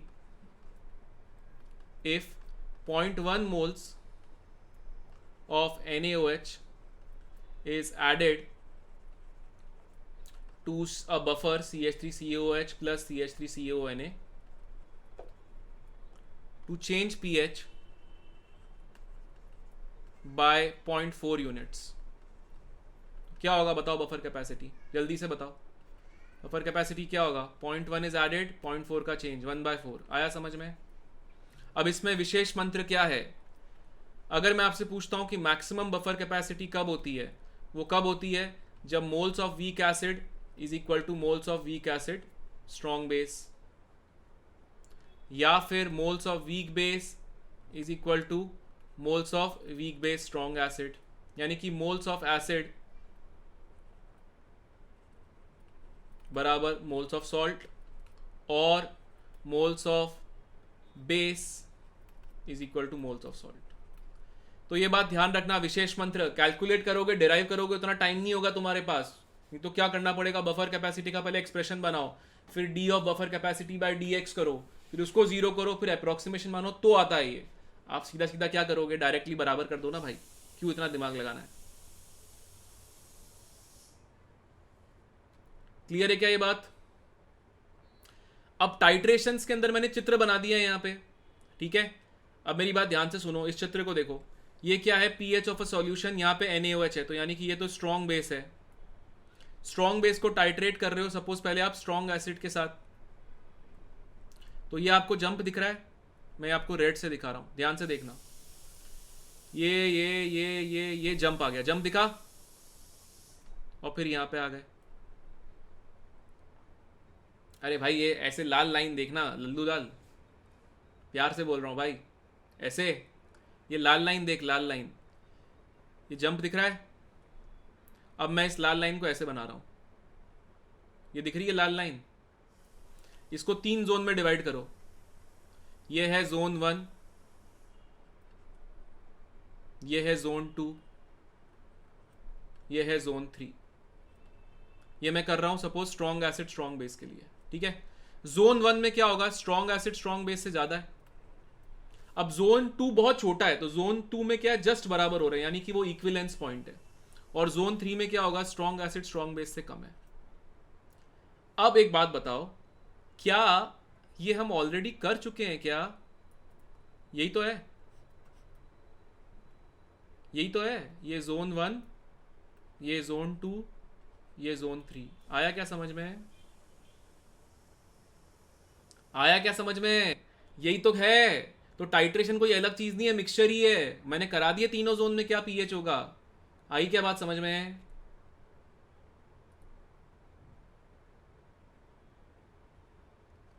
अच्छा, यहां पे पीएच का रेंज कितना होता है? पीएच का आपके पास रेंज होता है, एंड पॉइंट में लिख रहा हूं, एंड पॉइंट रेंज होता है यहां पे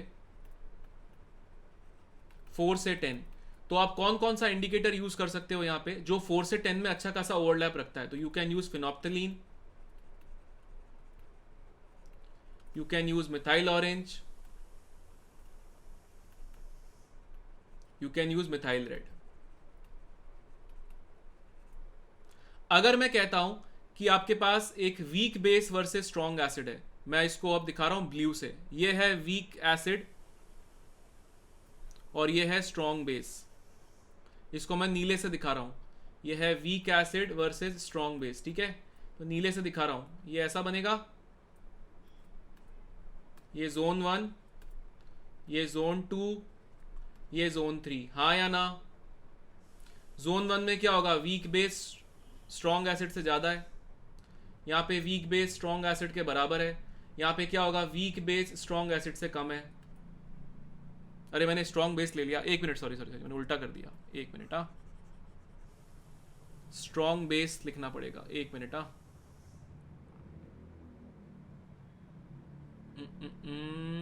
मैंने एक चीज़ को गलत लिख दिया यहाँ पे। यहाँ पे मैं कर देता हूँ इसको काट दो। ये हो गया weak acid versus strong base. अब ठीक है, तो ये स्ट्रॉन्ग बेस, एक मिनट। हाँ, इसको काट दिया, इसको ये लिख दिया, इसको मैं कहता हूँ वीक एसिड, इसको मैं करता हूँ स्ट्रॉन्ग बेस, इसको वीक एसिड, इसको स्ट्रॉन्ग बेस, इसको वीक एसिड, इसको स्ट्रॉन्ग बेस। क्लियर है? अब मेरी बात ध्यान से सुनो। वीक एसिड अगर स्ट्रॉन्ग बेस से ज़्यादा है तो यहाँ पे क्या बनेगा, weak acid strong base plus weak acid, क्या बोलते हैं इसको, एसिडिक बफर। यहाँ पे क्या बनेगा, weak acid strong base hydrolysis. यहाँ पे क्या होगा, as good as strong base. तो यहाँ पे आपके पास जो ये एंड पॉइंट है, इस केस में एंड पॉइंट आपके पास रेंज आता है 7 से 10। तो यहाँ पे आप क्या यूज कर सकते हो, फिनोप्थलीन यूज कर सकते हो। क्या हम ये ऑलरेडी कर चुके हैं, जोन 1, जोन 2, जोन 3? दिखाऊं? ये देखो, ये देखो, दिख रहा है क्या? ये जोन 1, ये जोन 2, ये जोन 3। आया क्या समझ में? हाँ या ना? चलो, अगर मैं कहता हूं कि आपके पास एक ये HCl तो एक स्ट्रॉन्ग एसिड है, अगर weak base versus strong acid करते हैं तो ठीक है। मैं इसको सपोज ये वाला दिखाता हूं, आपको ले लिया, सपोज मैंने strong acid plus week base. Strong acid versus weak base में कैसे आएगा, ऐसे ग्राफ आ रहा है, दिख रहा है? ये दिख रहा है, ये जोन 1 है, ये जोन 2 है, ये जोन 3 है। क्लियर है? जोन 1 में क्या है इस केस में, जोन 1 में क्या है बताओ? वीक बेस स्ट्रॉन्ग एसिड से ज्यादा है, हाँ या ना? तो क्या बनेगा, week base strong acid plus weak base, तो ये क्या हो जाएगा, बेसिक बफर।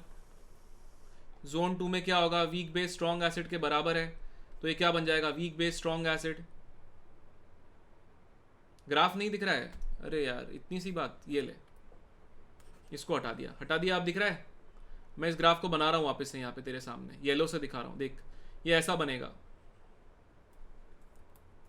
ये डिप ऐसा, ये तेरे पास है जोन 1, ये जोन 2 और ये जोन 3। क्लियर है। इस वाले जोन 1 में ये हो रहा है, जोन 2 में ये हो रहा है, जोन 3 में क्या होगा, स्ट्रॉन्ग एसिड के मोल ज़्यादा होंगे। क्या ये हम कर चुके हैं क्या, ये देखो, ये है जोन 1, ये है जोन 2, ये है जोन 3। आया क्या समझ में। इसमें आपके पास एंड पॉइंट रेंज क्या आती है, आपके पास इसमें एंड पॉइंट रेंज आती है, यहाँ पे लिख रहा हूँ, इसमें एंड पॉइंट रेंज आएगी 4 से 7। तो आप इसमें क्या क्या यूज़ कर सकते हो, इसमें आप यूज़ कर सकते हो methyl red, methyl orange, litmus भी यूज़ कर सकते हो। क्लियर है। वीक एसिड वीक बेस का टाइट्रेशन कभी भी नहीं होता है, बताओ क्यों नहीं होता है। क्योंकि इनके अंदर ये जो बीच का जंप है ये इतना छोटा आता है कि कोई भी इंडिकेटर बता ही नहीं पाता है कि अरे भाई एंड पॉइंट आ चुका है। इसीलिए वीक एसिड वीक बेस का टाइट्रेशन नहीं होता है, इसीलिए मैंने मिक्सचर में भी नहीं कराया था। आती है क्या बात समझ में, सबके भेजे में घुस गई तो टाइट्रेशन फोड़ दोगे। ये मैं करा चुका हूं भाई, ये भी करा चुका हूं, ये भी करा चुका हूं। Theory of indicator, theory of indicator क्या कहती है, सपोज एक इंडिकेटर है आपके पास, H I N gives H plus plus I N minus, और ये आपको देता है सपोज इसका पी है आपके पास पी के इंडिकेटर, तो वो क्या होगा आपके पास H plus into I N minus upon H I N. इसको बोलते हैं एसिडिक फॉर्म ऑफ इंडिकेटर, इसको बोलते हैं बेसिक फॉर्म ऑफ इंडिकेटर। ठीक है। तो अगर मैं कहता हूं कि ये कलर C1 है और ये कलर C2 है, तो क्या होगा, अगर मैं एसिड डालूंगा तो एक स्ट्रॉन्ग एसिड डालूंगा तो रिएक्शन बैकवर्ड जाएगा तो कलर C1 दिखेगा। अगर मैं कहता हूं कि बेस डालूंगा तो ये HIN रिएक्ट कर जाएगा तो IN माइनस बनेगा तो कलर C2 दिखेगा। अगर मैं दोनों तरफ लॉग लेता हूं तो इसमें क्या आएगा आपके पास आंसर, ये इंडिकेटर है, जैसे आपके स्फिनोप्थिलीन, मिथाइल ऑरेंज ऐसे दिखते हैं ये इंडिकेटर। तो अगर आपके एसिडिक मीडियम है, न्यूट्रल मीडियम है, तो क्या कलर होंगे वो मैंने दिखाया है, दिस इज फॉर फिनोप्थिलीन।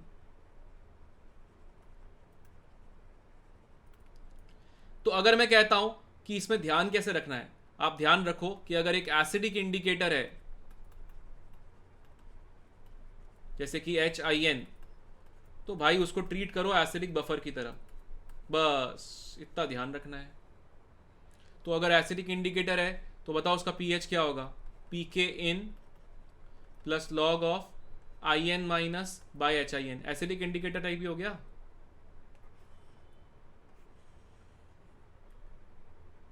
अच्छा, अगर IN minus by HIN suppose मैं कहता हूं ये रेशियो 1/10 है, तो ज़्यादा कौन है, HIN, इसका कलर क्या है, कलर C1।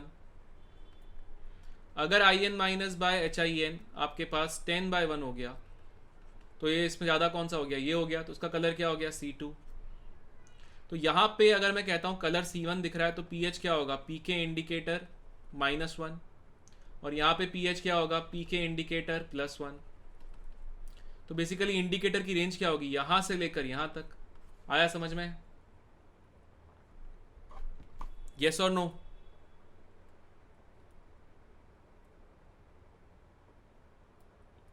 ये क्लियर है क्या।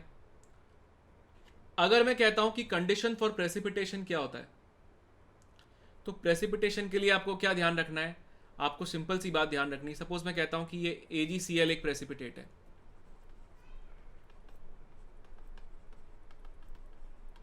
ठीक है, तो ये रिएक्शन फॉरवर्ड कब जाएगा, जब Q K से बड़ा होगा। तो क्या होगा, रिएक्शन फॉरवर्ड जाएगा बैकवर्ड जाएगा,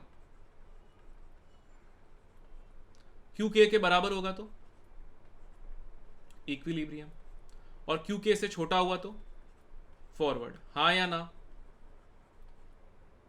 अब जो इस रिएक्शन का Q होता है उसको हम बोलते हैं आयोनिक प्रोडक्ट। तो आयोनिक प्रोडक्ट क्या होगा इसका, Ag plus into Cl minus at any time which is not equilibrium. और इसका जो K होता है उसको हम बोलते हैं KSP, जिसको हम बोलते हैं सॉल्युबिलिटी प्रोडक्ट। तो मैं कह सकता हूं कि अगर आयोनिक प्रोडक्ट KSP से बड़ा है तो क्या बनेगा, बैकवर्ड जाएगा तो क्या होगा, प्रेसिपिटेट इज फॉर्म्ड। तो इसमें ट्रिक क्या है, आपको ध्यान रखना है कि Q ही आयोनिक प्रोडक्ट है, K is equal to KSP है, अगर रिएक्शन बैकवर्ड जाएगा तो प्रेसिपिटेट बनेगा। तो अगर आयोनिक प्रोडक्ट KSP से ज़्यादा है तो प्रेसिपिटेट बनेगा। क्लियर है क्या? यहाँ पे क्या होगा, IP is equal to KSP, precipitate just about to form है, बनेगा नहीं अभी। यहाँ पे क्या होगा, IP लेस देन KSP, यानी कि नो प्रेसिपिटेट। क्लियर है ये बात? सेलेक्टिव प्रेसिपिटेशन अगर मुझे करवाना है, ठीक है, तो उसमें क्या कह दिया मैंने, सपोज मैंने कह दिया कि यहाँ पे आपके पास एक आयन है, उसका कॉन्सेंट्रेशन आपको मान लीजिए, सपोज मैं लेता हूँ कि ये Ag+ है, ठीक है, यहाँ से मैं डाल रहा हूँ, सॉरी ये मान लीजिए नीचे Cl- है और Br- है, दोनों 0.1 मोलर है, ठीक है, ऊपर से मैं Ag+ डाल रहा हूँ और मैं आपसे कह रहा हूँ कि KSP ऑफ AgCl आपको दिया हुआ है 10⁻⁻⁶ और KSP ऑफ AgBr आपको दिया हुआ है 10⁻12, ठीक है। तो बताओ पहले कौन प्रेसिपिटेट बनेगा, तो इसको मैं लिख सकता हूँ Ag+ into Br-, sorry into Cl-। तो यहाँ से अगर इसकी वैल्यू 0.1 डालता हूँ तो Ag+ कितना आएगा, 10⁻⁵। अभी पता लग जाएगा PS, रुक, इसको मैं लिखूंगा Ag+ इंटू Br-, इसकी वैल्यू 0.1 है, तो यहां से Ag+ कितना आएगा, नहीं फॉर्मूला मत याद कर, वो साइमल्टेनियस है, सेलेक्टिव नहीं है, ठीक है। तो अगर एक नंबर लाइन बनाता हूं, Ag+ का कॉन्सेंट्रेशन 10⁻11, Ag+ का कॉन्सेंट्रेशन 10⁻5, ठीक है। अब ध्यान से सुनो, अगर कॉन्सेंट्रेशन 10⁻11 से कम है तो क्या AgBr प्रेसिपिटेट होगा, नहीं होगा। क्या AgCl प्रेसिपिटेट होगा, नहीं होगा। कॉन्सेंट्रेशन 10⁻11 से ज़्यादा है तो क्या AgBr प्रेसिपिटेट होगा, होगा। क्या AgCl प्रेसिपिटेट होगा, नहीं होगा। और अगर इससे ज़्यादा हो गया तो क्या होगा, क्या AgBr प्रेसिपिटेट होगा, हाँ। AgCl प्रेसिपिटेट होगा, हाँ। आया क्या समझ में? ये है सेलेक्टिव।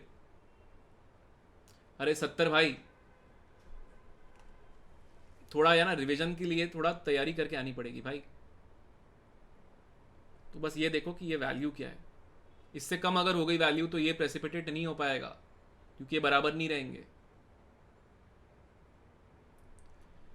सॉल्युबिलिटी S, सपोज मैंने आपसे कह दिया कि एक AX है, इसका KSP आपको बताना है, बताओ कैसे करेंगे। A2X3 ले लो सपोज, तो ये 2A+ और 3X- हो जाएगा सपोज। इसका KSP मुझे निकालना है, बताओ कैसे करेंगे। तो आप लोगे कि ये 2S है, ये तो सॉलिड होता है, और ये क्या हो गया 3S।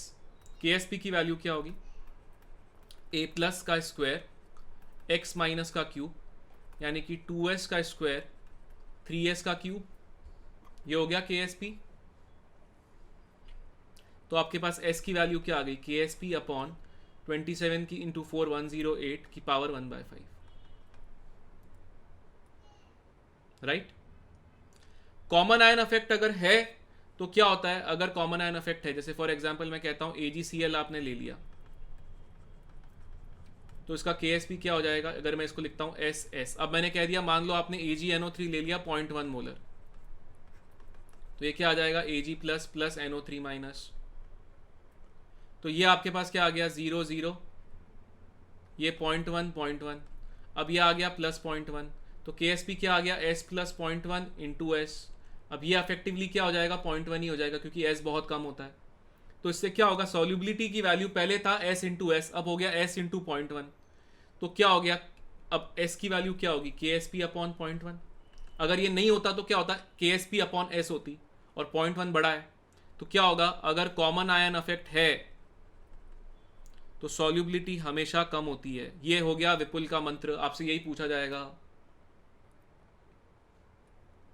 अगर मैं कहता हूं हाइड्रोलिसिस, जैसे मैंने कह दिया CH3COAg है आपके पास, ये एक प्रेसिपिटेट है। अब अगर इसका मैं कहता हूं कि KSP आपको दिया हुआ तो आप लिखोगे SS। अब अगर क्या होगा CH3CO- का हाइड्रोलिसिस कराऊंगा मैं,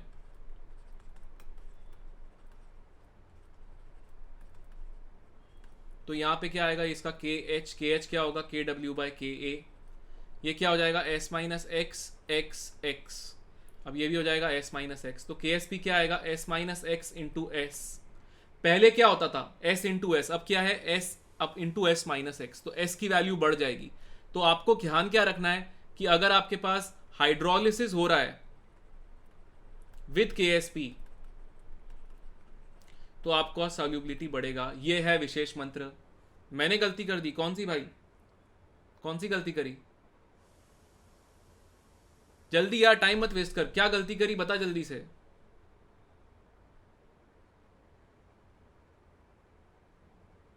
कुछ भी बोलने के लिए बोलना है यार, सीरियसली। साइमल्टेनियस सॉल्युबिलिटी क्या होती है? अगर मैंने कह दिया AgCl है,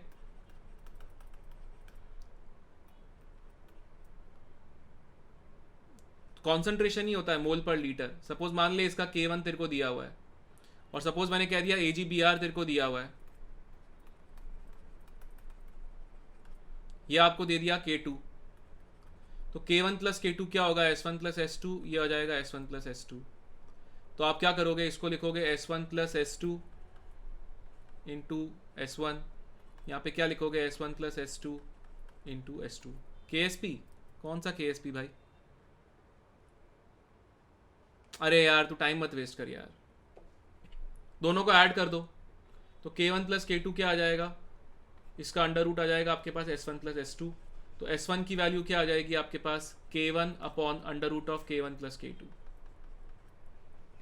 और S2 क्या आ जाएगा? K2 upon under root of K1 plus K2। यहां तक क्लियर है? ये अभी आपको करने की जरूरत नहीं है, ठीक है। चलो ये सवाल करके बताओ, जेई 2013 का सवाल है ये, पटाख से करो।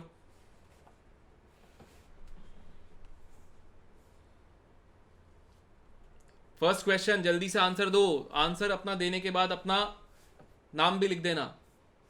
क्या ऑप्शन है इसका, जल्दी से बताओ।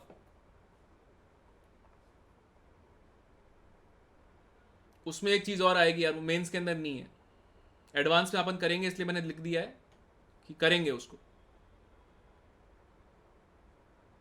रिफ्रेश कर यार, जल्दी से आंसर दो। नमन का आंसर आ गया बी, Ag2CrO4 कॉन्सेंट्रेशन इज 1.1, वही तो निकालना है। 10 की पावर माइनस 11 है, 10 की पावर, अरे भाई यहाँ पे 10 की पावर माइनस 11 है, ये 10 की पावर माइनस 10 है, 10 की पावर माइनस 12 है, और 10 की पावर माइनस 9 है। मयंक का आंसर आ गया बी।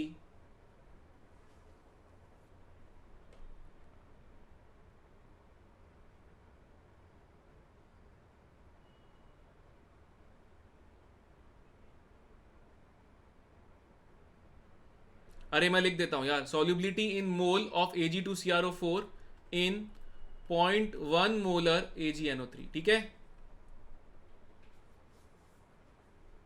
ये यहां से यहां तक देख लो, यही लिखा हुआ है, इन 0.1 मोलर AgNO3। ये सवाल आया था, तो क्या करेंगे इसमें,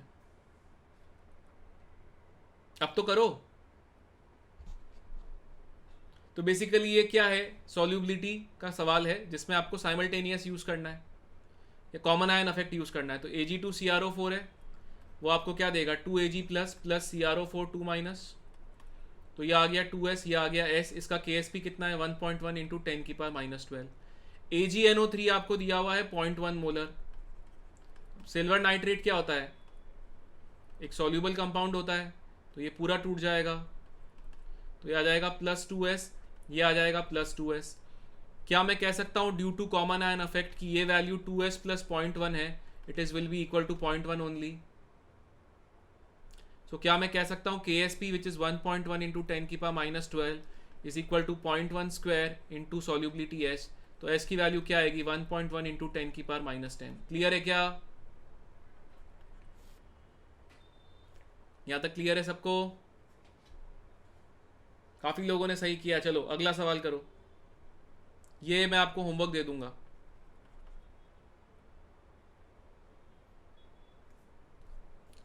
आपको दिया हुआ है, मैं इसको यहां पर लिख रहा हूं, आपको दिया हुआ है solubility of Ab2 in pure water is y into 10 to the power of minus 4। Mole per litre. Fine, आपको बताना है मुझे कि y की वैल्यू क्या होगी।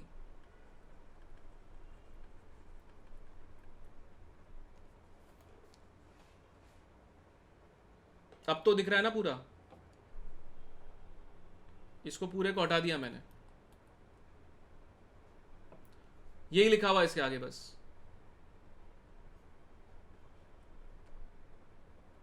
आंसर दो इसका।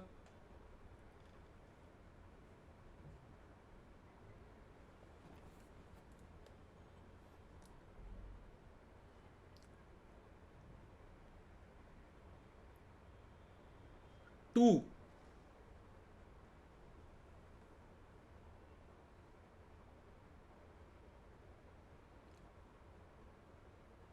टू आएगा भाई। अच्छा, नमन का टू, सुशांत का टू। ठीक है, कैसे करेंगे इसको? तो मैं क्या लिख सकता हूं कि के एस पी अगर मैं लिखता हूं ए बी टू का, तो वो क्या आएगा आपके पास, ए प्लस टू बी, ऐसा आएगा। अब ये अगर एस है तो ये टू एस है,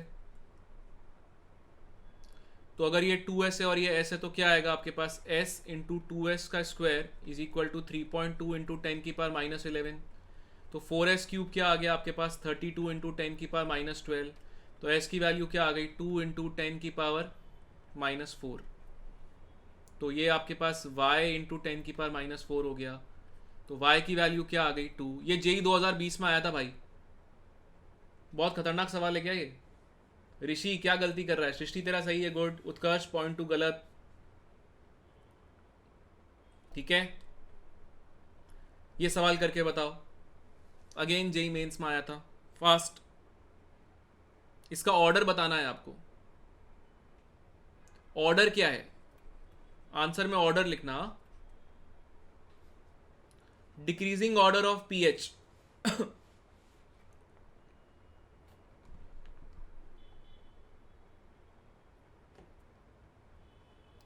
decreasing order of pH, sorry pOH, decreasing order of pOH, B A D C. Okay, Ayushman का आंसर है बी ए डी सी।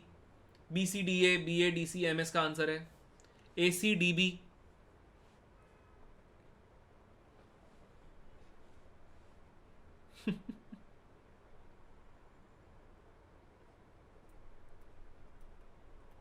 इसका पीएच क्या होगा, सी डी बी है। अरे भाई सवाल पढ़ते नहीं हो, सबसे सॉरी लिखवाऊंगा अभी मैं। इसका पीएच क्या होगा, 2। इसका पीएच क्या होगा, 14 माइनस 2। इसका पीएच क्या होगा, 7 से ज्यादा होगा।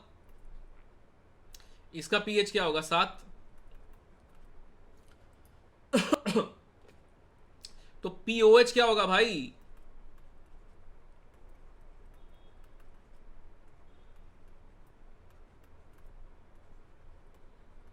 अब क्या है यार, ये सवाल नहीं हो सकता है क्या? सबसे ज्यादा ए, फिर हो जाएगा आपके पास डी, फिर हो जाएगा सी, फिर हो जाएगा बी। क्या सृष्टि, क्या शिवम, क्या श्रेया, क्या कर रही है यार? दर्श, मयंक, पीएच का लिख दिया ना, सॉरी लिखो भाई। ये जेई मेंस का सवाल है, चिल्लड़ सवाल, गलती कर दी ना फिर भी। सब लोग सॉरी लिखो। ये ऐसे मत करो यार। अब कह रहे हो आयोनिक डिफिकल्ट है, क्या डिफिकल्ट है इसमें बताओ? तुम सवाल पढ़ते नहीं हो यार। इंग्लिश डिफिकल्ट है क्या इसकी? सॉरी लिखो सब लोग। जिनका राइट आया गुड जॉब, जिनका गलत आया यार अब तुम क्या बोल रहे हो यार? इसमें आयोनिक की क्या गलती है?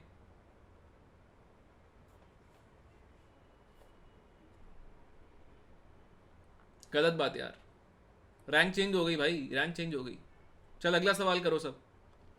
ये होमवर्क है, अभी नहीं करना है, करके लाना, अगली क्लास में डिस्कस करेंगे। ये वाला करके बताओ, चलो करो।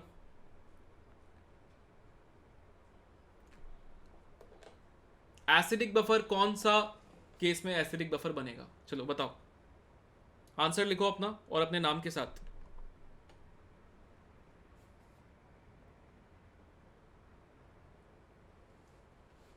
ये समय रहना सी, ये पागल हो गया है भाई। हर जगह समय रहना सी लिखता रहता है तू यार, हर बार सी लिख रहा है तू इतनी देर से। SM मैंने समझा दिया था यार, टाइम मत वेस्ट कर यार। अनिल का C है।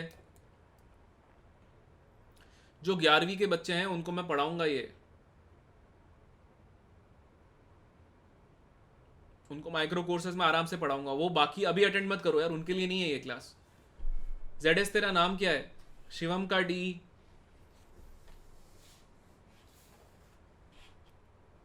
सोच के बता यार, स्ट्रॉन्ग पार्ट क्या है उसका?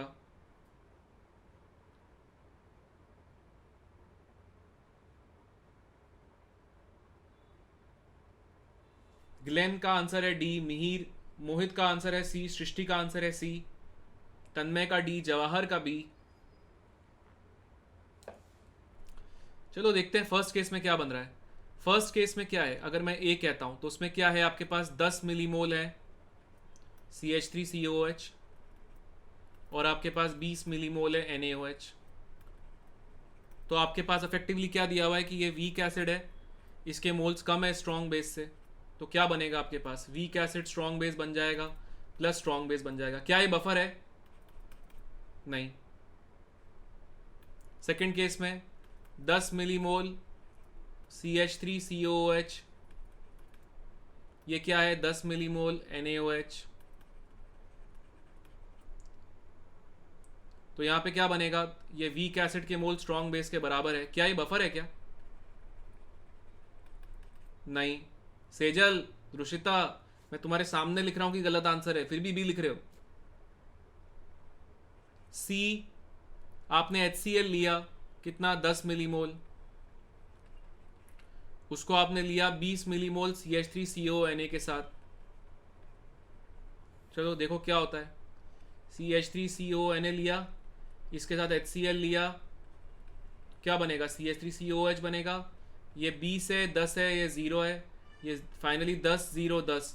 तो क्या हो गया, ये एक वीक एसिड है, उसका सॉल्ट है, और ये एक वीक एसिड है। सही तो है, लेकिन हर जवाब में तू C लिख रहा है, एक ही बात यार। तो मैंने कब कहा कि तू गलत है? मैंने कहा हर सवाल में तू C लिख रहा है। C is the right answer. समय भाई डरा मत कर इतना। ये तो क्या यार, ये तो पॉसिबल ही नहीं है, ये तो स्ट्रॉन्ग एसिड स्ट्रॉन्ग बेस का सॉल्ट है। खटैक। अब क्या ये आयोनिक इतना डिफिकल्ट है क्या जितना तुम बोल रहे हो यार? अरे भाई CH3CONA क्या है, लिख देना यार इसको, इतना क्या दिमाग लगा रहा है। SH क्या है ये, वीक एसिड स्ट्रॉन्ग बेस है ना, तो इसका pH 7 से बड़ा होगा ना, क्योंकि स्ट्रॉन्ग वाला पार्ट बेस है। बता तो दिया था मैंने, half PKW plus PK plus लॉक्सी।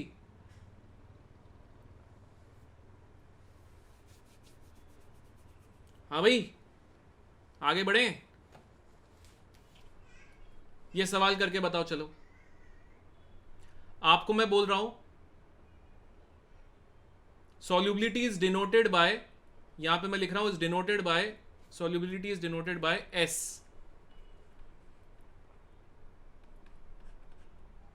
then which of the following is correct? अबे आयोनिक ऐसे ही लोग डरते रहते हैं, सुपर सरल है आयोनिक।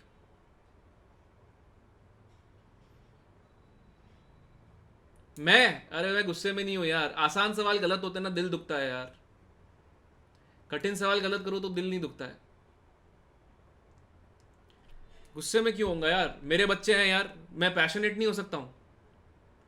कल मेरा मेरा खुद का भाई या मेरी खुद की बहन अगर जेई का एग्ज़ाम देंगे तो पैशनेट नहीं होऊंगा कि अरे यार वो एग्ज़ाम दे रहे हैं तो पेपर गलत नहीं होना चाहिए, ऐसा नहीं होगा। नमन का ए, ऋषि का ए, तन्मय का ए, मयंक का ए, दर्श का ए की बरसात हो चुकी है, बरसात हो गई है भाई ए की। ए आ रहा है, हर्षित का ए आ रहा है, श्रेया का ए आ रहा है। ए इज द राइट आंसर। अरे ऐसे थोड़ी होगा, हमेशा गलत हो जाएगा यार, कैसे होगा ये आपके पास 3 जिरकोनियम आएंगे और आपके पास 4 फॉस्फेट आएंगे, तो ये आएगा 3s, ये आएगा 4s। तो आएगा 3s का क्यूब इंटू 4s की पावर 4 बराबर KSP। तो s की वैल्यू क्या आएगी, KSP अपॉन ये आएगा 6912 की पावर 1/7। ए आ गया भैया, ए सब लोगों का ही सही आ गया, फोड़ दिया सबने, शाबाश, खुशी हुई। ये करके बताओ। हाँ भाई आंसर लो फटाफट, खट खट खट खट। अब समझ में आया कि जो चीज़ें बताई थी उसी में से ही पूछ रहा हूँ सब, ऐसा नहीं है कि आज तुमको मैंने कुछ भी बाहर से बता दिया है। तो घर पे जाके रिवाइज कर लेना अच्छे से, और क्लास के एंड तक रुका करो, कॉन्फिडेंस आता है। मज़ा आ रहा है ना, सवाल होते हैं क्योंकि यार इंसान को ग्रेटिफिकेशन चाहिए होता है, तभी सवाल में करने में मज़ा आता है। हाँ भाई करके बताइए, खटैक से आंसर लिखो, खटैक से। मयंक का आंसर आ गया डी, बहुत बढ़िया। बाकी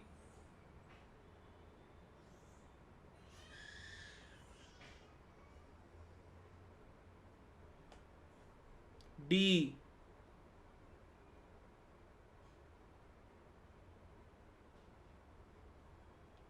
आयुष्मान का डी, पीएम का डी, श्रेया का डी, रुशिता का डी, एएस का डी, सबका डी आ गया भाई। फोड़ दिया है सब लोगों ने।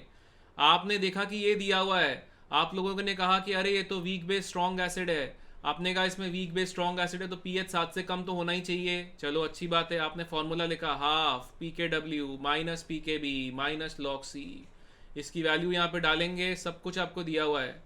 तो ये आएगा हाफ 14, पी के बी कितना हो जाएगा 5 माइनस लॉग सी कितना हो जाएगा आपके पास माइनस लॉग ऑफ 2 इंटू 10 की पावर -2। ये अप्लाई करेंगे, आंसर आएगा 5.35। खत्म, आंसर आ गया डी फॉर दिल्ली। सब लोगों ने फोड़ दिया इसमें। 9th क्वेश्चन, ये आपका होमवर्क है। जेई के क्वेश्चन इतने डिफिकल्ट नहीं है भाई।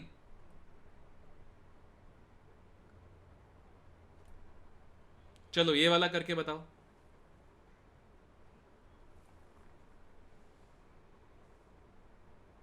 The pH of resultant mixture is, ये पूछा है आपसे, करो आंसर लिखो इसका 10th वाले का।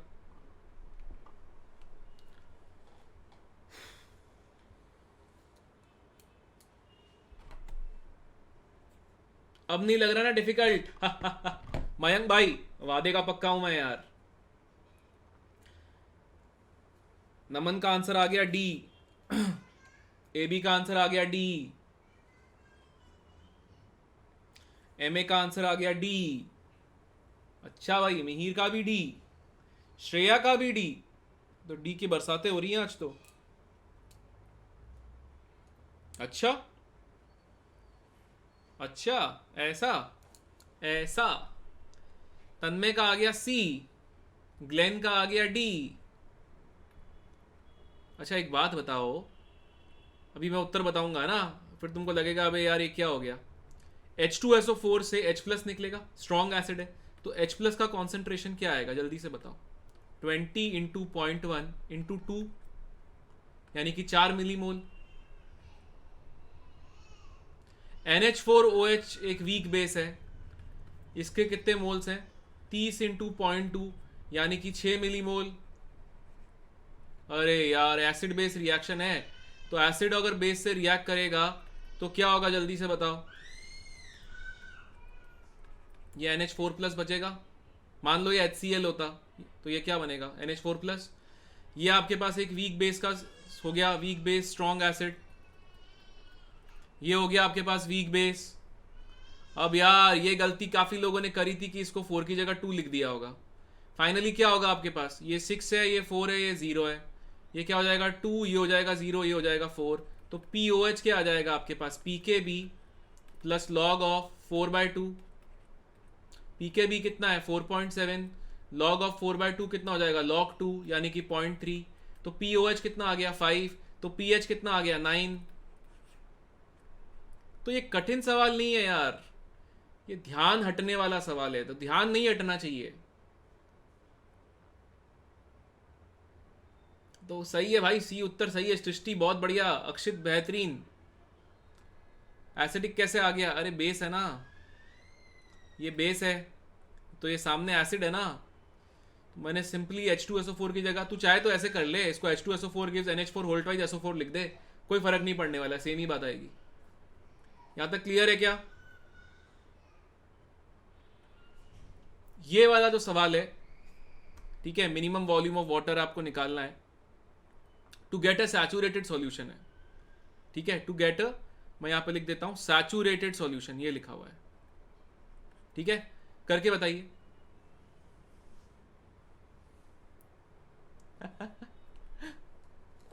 हाँ वो बफर था ना, PS, welcome to the world, उड़ गए भाई।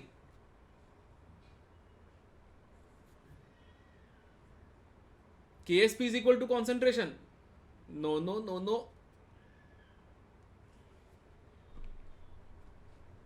KSP थोड़ी कॉन्सेंट्रेशन के बराबर होता है, सॉल्युबिलिटी कॉन्सेंट्रेशन के बराबर होती है। अब करके बताओ, मैंने सब कुछ ही बता दिया, अब तो आंसर बताइए भाई इसका, अपने नाम के साथ आंसर लिखिए। अक्षित का आंसर है सी। अरे यार बेसिक बफर का फॉर्मूला यूज किया ना, ये देखना POH is equal to PKB plus log of salt, ये बेसिक बफर है ना, एक वीक बेस और उसका सॉल्ट बेसिक बफर है, तो यही एंडरसन इक्वेशन आएगी। मयंक का सी, अंकित का सी, तन्मय तेरा भी सी, KS का ए, शिवम का ए आ रहा है। अच्छी बात है भाई, ए भी आ सकता है, देखते हैं क्या आता है। हर्षित का सी आ रहा है, नमन का ए आ रहा है, PM का बी आ रहा है,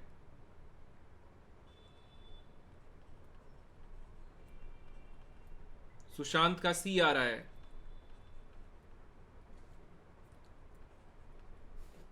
तो मैं सॉल्युबिलिटी अगर इसकी S मानता हूं तो ये 2S हो जाएगा, तो 2S का square in 2S is equal to KSP,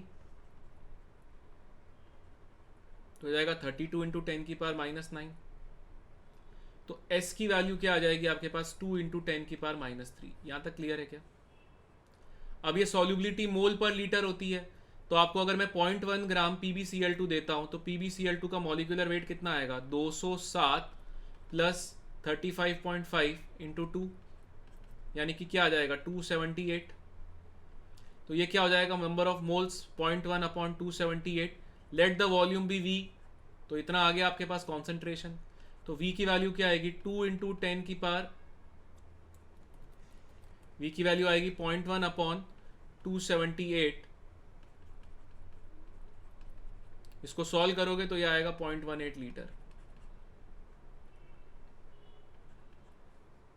approximately आएगा, ये एग्जैक्ट तो नहीं आएगा।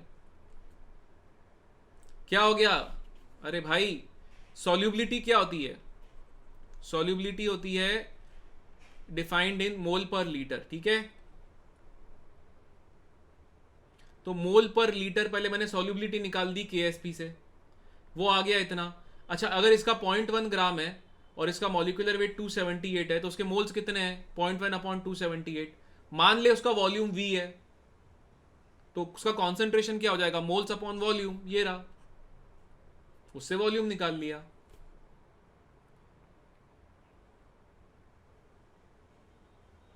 अरे भाई कॉन्सेंट्रेशन, अरे भाई मोल्स कितने होंगे, अगर आपको सॉल्युबिलिटी दे दी है इतनी, तो ये मोल्स पर लीटर होगा ना, ये मोल्स हैं, ये लीटर है।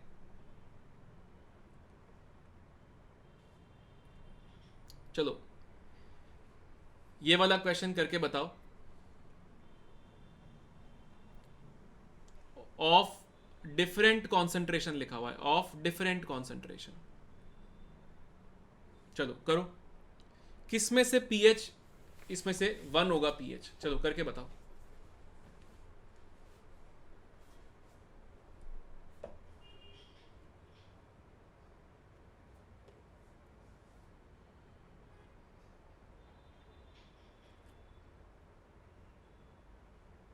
अरे SM में दे चुका हूं एक्सप्लेनेशन यार, तू टाइम पे आया कर, टाइम वेस्ट मत कर दूसरों का यहाँ पे। देखो भाई कर्म की थ्योरी समझो, जो दूसरों का समय खराब करता है समय उसे खराब करता है, समय की इज्जत करो भाई, चाहे वो अपना हो किसी और का हो।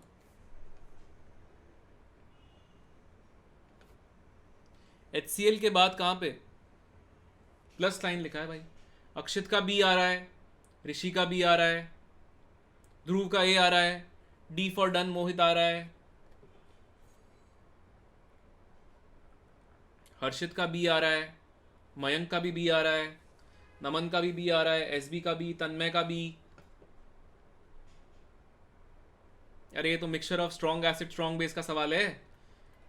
इसका आंसर देखोगे तो कैसे आएगा, ये पहले ऐसे लिख के बैठ जाओ, ये इक्वेशन तो फिक्स है। इसका आंसर बी ही आएगा। कैसे? 75 इंटू 1/5 इसके मोल्स हैं, इसके 25 इंटू 1/5 मिली मोल्स हैं, ये सारे मिली मोल्स हैं, ठीक है। तो ये कितने हो गए? 15, ये कितने हो गए? 5। तो ये हो गया लिमिटिंग रिएजेंट। क्वेश्चन कट में लिख दिया ना डिफरेंट कॉन्सेंट्रेशन, उतना ही कट है भाई, बाकी कुछ कट नहीं है। फाइनली क्या होगा? इसके 10 मिली मोल बचेंगे, ये 0 हो जाएगा, इसका कोई मतलब नहीं है। तो बताओ कॉन्सेंट्रेशन ऑफ HCl क्या होगा? 10 तो मिली मोल है, यानी कि इतने मोल्स हो गए। वॉल्यूम कितना हो गया? 75 V1, ये है V2 यानी कि 100, और ये हो गया ml में, लीटर में हो गया। तो ये क्या हो गया? 0.1। 0.1 अगर है तो pH क्या आएगा आपके पास? 1, क्योंकि ये स्ट्रॉन्ग एसिड है। सबको समझ में आ गई क्या ये बात? तो यार मैंने आज जो भी आपको बताया आयोनिक के अंदर, हाँ ऐसा है क्या कि आयोनिक बहुत कठिन है? ऐसा लग रहा है क्या कि बहुत ज़्यादा कठिन है और हो ही नहीं पाएगा? मतलब अगर मैंने अभी सपोज क्लास में 10 सवाल कराए तो 6-7 सवाल तो सबसे ही हो गए भाई। तो भाई आपको क्या करना है? आपको ये कोशिश करनी है कि आसान या मीडियम सवाल आपसे हो जाए, छोड़ के मत जाना इस टॉपिक को। जितना मैंने कराया उतना रिवाइज करके जाना, आसान या मीडियम सवाल आपसे होना ही होना है। तो प्लीज आप इस पूरे को एक बार अच्छे से रिवाइज करिएगा। थिंकिंग बदल गई और हर क्लास के एंड में मैं प्रीवियस ईयर क्वेश्चंस करा के आप लोगों का, मेरा काम क्या है यार? कॉन्फिडेंस बूस्ट हो, मोरल अगर बढ़िया होता है ना अपन का, तो अपन फोड़ कर आते हैं। तो अपन को मानना पड़ेगा भाई कि अपन दुनिया के बेस्ट प्लेयर हैं, तभी अपन छक्का मार सकते हैं, ठीक है। तो हमारा अगला जो सेशन है वो कौन सा है? वो है हमारे पास सॉल्यूशंस, ट्यूसडे को होगा, ठीक है। आप ये जो है ये पूरा पढ़ के आइएगा, रिवाइज करके आइएगा, प्रॉमिस कर लीजिए मुझे, प्रॉमिस कर लीजिए पढ़कर आएंगे आज का सेशन, प्रॉमिस कर लीजिए रिवाइज करेंगे, प्रॉमिस कर लीजिए कि ये भी आगे से पढ़कर आएंगे, और प्रॉमिस करिए कि अपनी पूरी मेहनत से पढ़ाई करेंगे और क्लास के अंत तक रुक के प्रीवियस ईयर क्वेश्चंस फोड़ेंगे। प्रॉमिस, प्रॉमिस, रुचिता का प्रॉमिस आ गया। प्रॉमिस में यार, प्रॉमिस के अंदर अभी कमी मत करो भाई। वादा इंसान की, देखो इंसान का जो, इंसान की कीमत उसकी शब्दों से होती है, उसके वादे से होती है। पक्का प्रॉमिस, प्रॉमिस बेहतरीन। चलिए बहुत मजा आया मुझे, फिर से मिलेंगे अपन अगली क्लास में, सॉल्यूशंस पढ़ेंगे। तब तक के लिए happy learning, bye. For detailed videos, daily practice problems and live chat, visit academy.amazon.in or download the app.